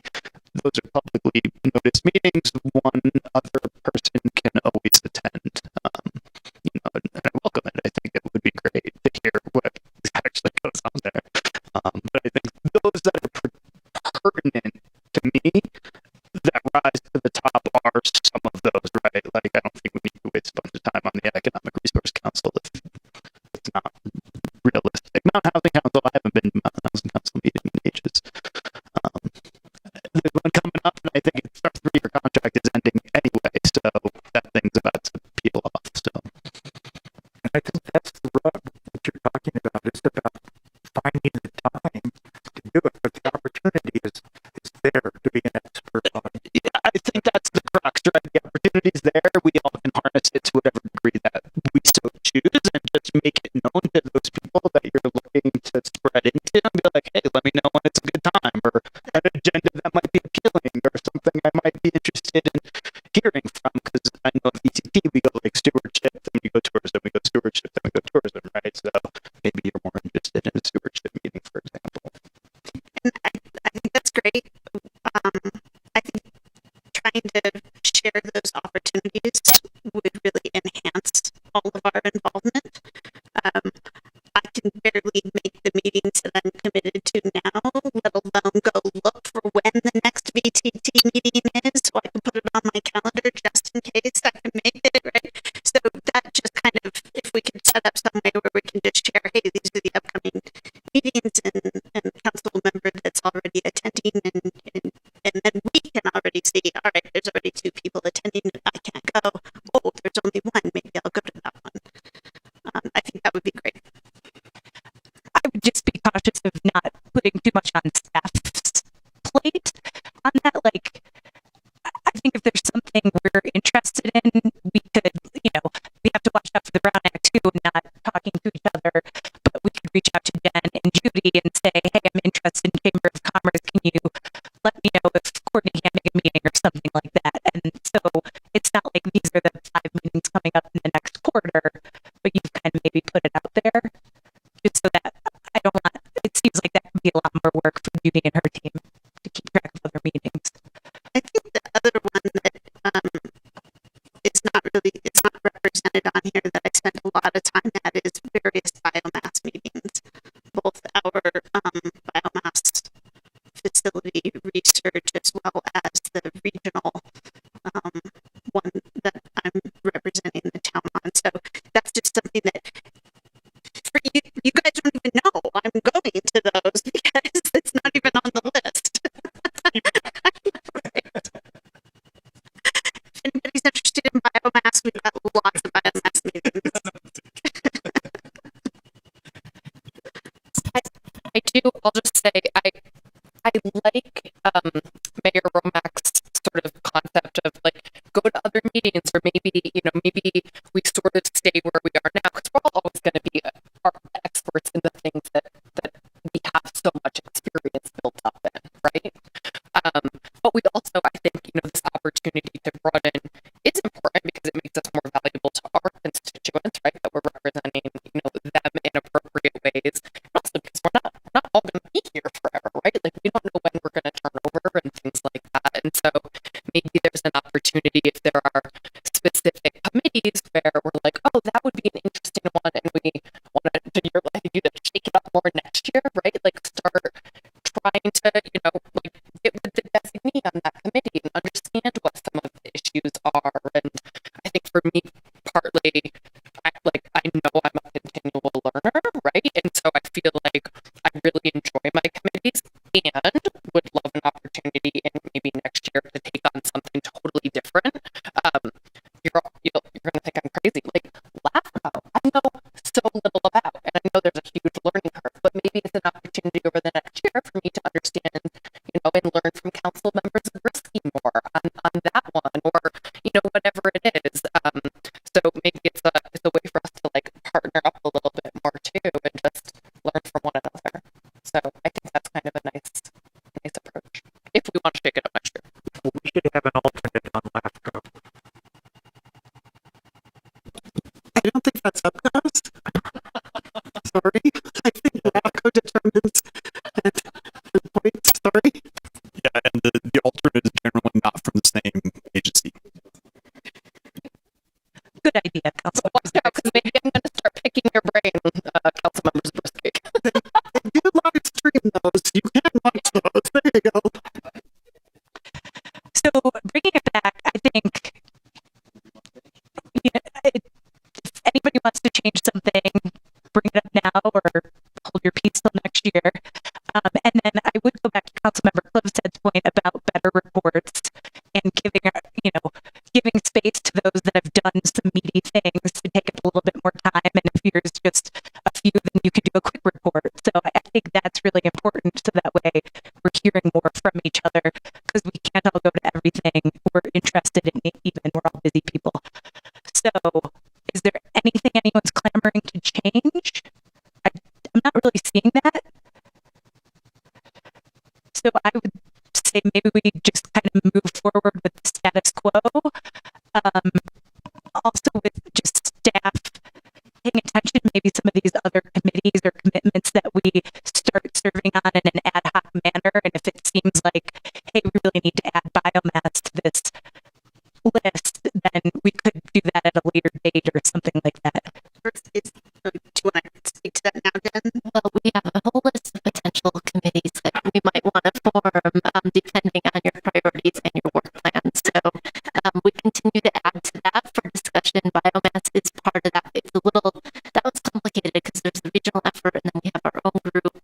So do you want a biomass anything? Do you want a biomass representative? Do you want one specific to one of those tasks? The regional group is being invited to attend all these other like half day and full day events that I can't commit that much time to. So that is something that we do need a bigger discussion about, which it sounds like it's coming up. The only other thing I'd say is, while Susie Tarnay is still interested in Sierra Camp, I want to make sure that there isn't anybody here on the dais that wants to take that, because of course that would be my first priority is to have a council member. Susie is our designee, but if anybody's interested, now's the time. How often do they meet? Do you know? It's quarterly, yeah. It's quarterly, and I believe it's around lunchtime. And it's they always are lunchtime, right? And do you have a sense of what some of the things are that they're prioritizing now? I'm asking because I was one of the camp technical experts for the vulnerability assessment across all of the counties. So worked with their staff pretty closely on that, but I don't have a sense really of what some of the other things that they're focusing on. I have not attended a meeting since Susie became our designee. Hillary, do you have any more specifics? I know another thing that they are working on is aggregating funding opportunities. So that's a resource that they develop and provide. And this is all through Sierra Business Council. It's a great group to work with, lots to learn. Councilmember Henderson, are you interested or? I'm interested. I feel like it's still very much in my lane, right? So this goes to the conversation we were just having. If they're only quarterly, I feel like that's manageable. If it's, I don't know. Yeah, so it's still in my lane, so it's probably like an easy lift, honestly.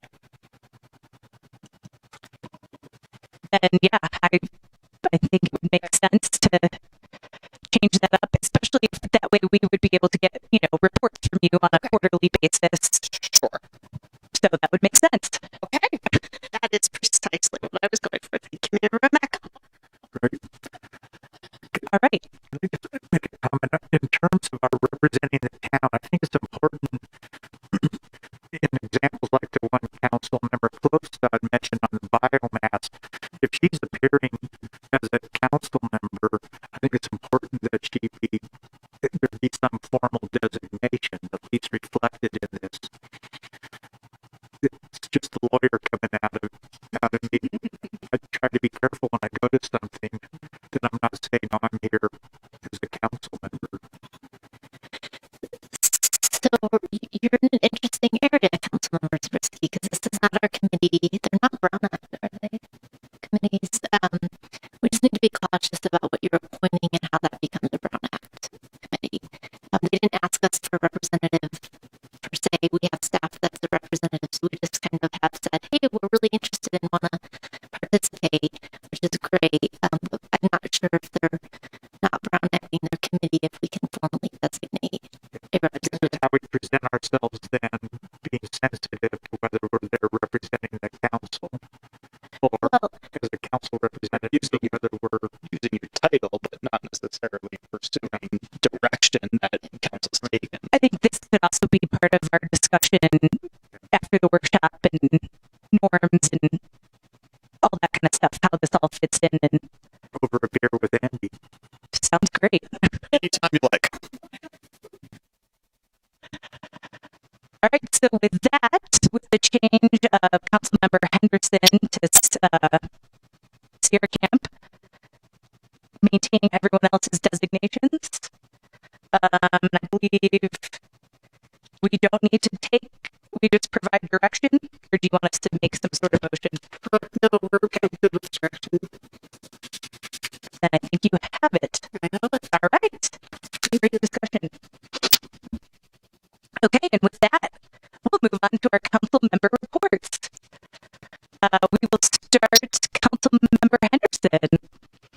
Okay, so mine are going to be really, really short tonight because of holidays and sick family for weeks before the holidays.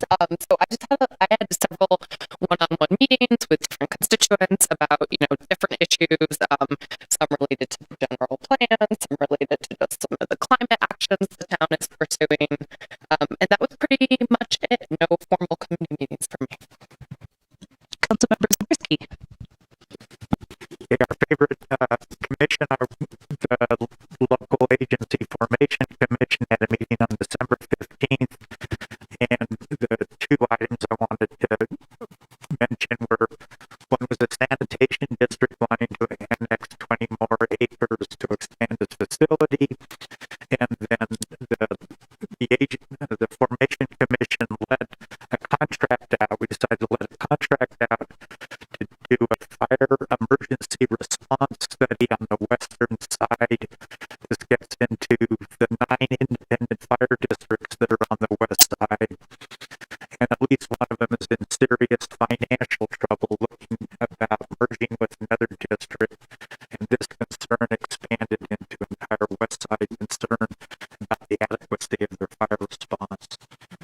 So a contract was let out to have a deeper study done of how short they are in terms of being prepared. And then there was a North Tahoe Truckee Transportation Management Association that I attended with the mayor in her capacity on behalf of Placer County. Two things I want to mention out of that was part reporting. They only have 54% of their driver positions filled, and they are looking at increasing salaries or whatever else it takes to get a full complement of drivers. The other thing, there was an adaptive corridor management presentation where the preferred alternative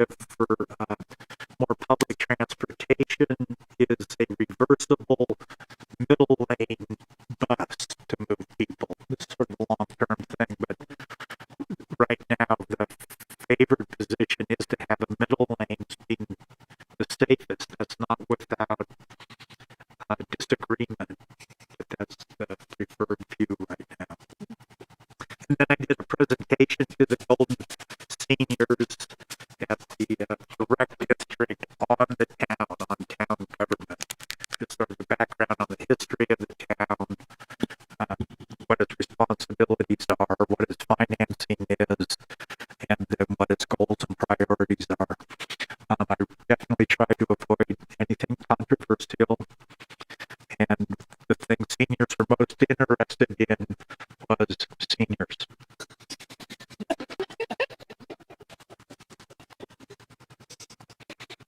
Thank you, Councilmember Zabriskie.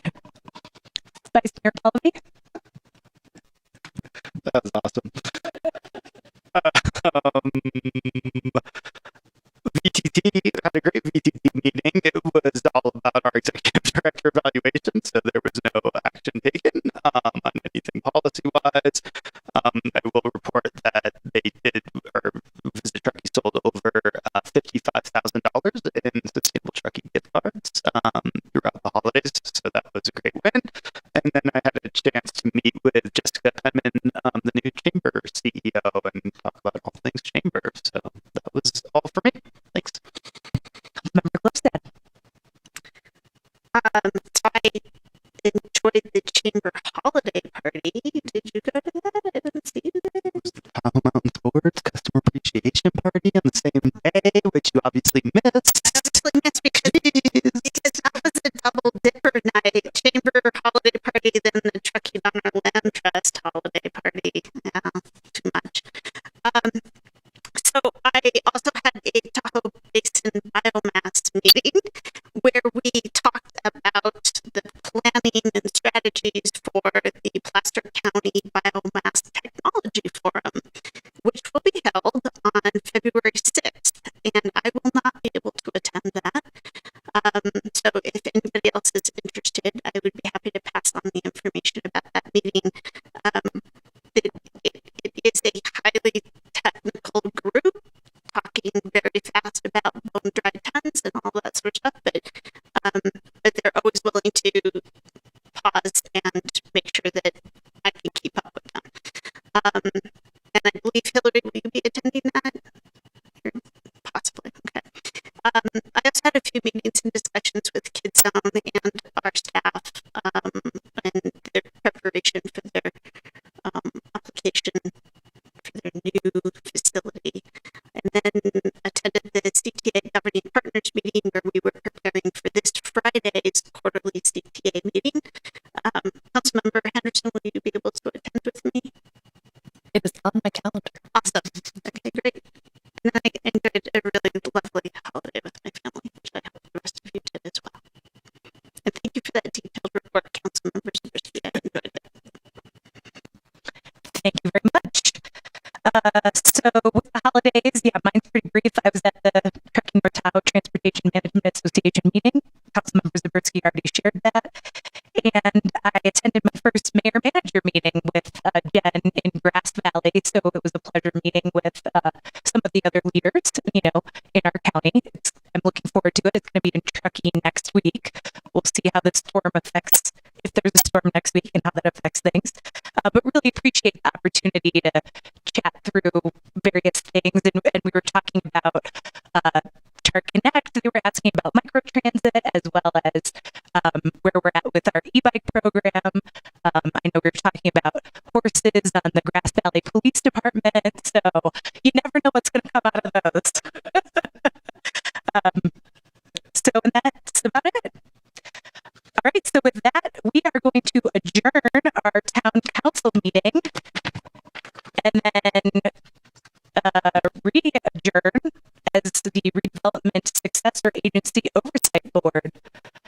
So I believe, do we have to call it to order? We're going to call the Oversight Board to order. We'll note the roll call and defer the pledge. Thank you. All right, so with that, we will move to item number 3, public comment. If there's anyone who'd like to make a public comment on an item not on the agenda, seeing none, we will close public comment And we will move to discussion item 4.1. This is the approval of the recognized obligation payment schedule for July 1st, 2023 through June 30th, 2024. And take it away, Nikki. I did not prepare a slide, but if you guys have any questions, I'd be happy to answer them. As a reminder, none of these items that we're requesting funding for are new. We cannot add any new items to the redevelopment spending plan, so it's just a continuation of previous year items. As noted in the report, we did reduce the amount we were asking for an admin reimbursement, and this was pursuant to guidance from the Department of Finance. We did include this reduction in the projected budget for the fiscal year 22-23 projected out year. So we did forecast the impact on the general fund, but anything we don't get covered by the redevelopment reimbursement does, fall back into the general fund because of staffing costs or other admin fees. So that is something to note, but I don't think we have any wiggle room because I don't think the Department of Finance will continue to approve a higher admin cost. They've really cracked down on that in the last couple of years. The benefit is that once we get it down to 25,000, they will allow us to file a last and final ROP. So hopefully we wouldn't have to bring this every year. So we reduce our administrative burden. Thank you very much, Nikki. All right, any questions from council members? Seeing none on that side over here. All right, now I'll open it up for public comment. Seeing no public comment, we will close public comment. So we will bring it back for discussion and action. Would anyone like to make a motion to approve the recommended action? Councilmember Zabriskie, I see you chomping at the bit. I move that we adopt resolution 2023-01 approving the recognized obligation payment schedule for the period July 1, 2023, June 30, 2024.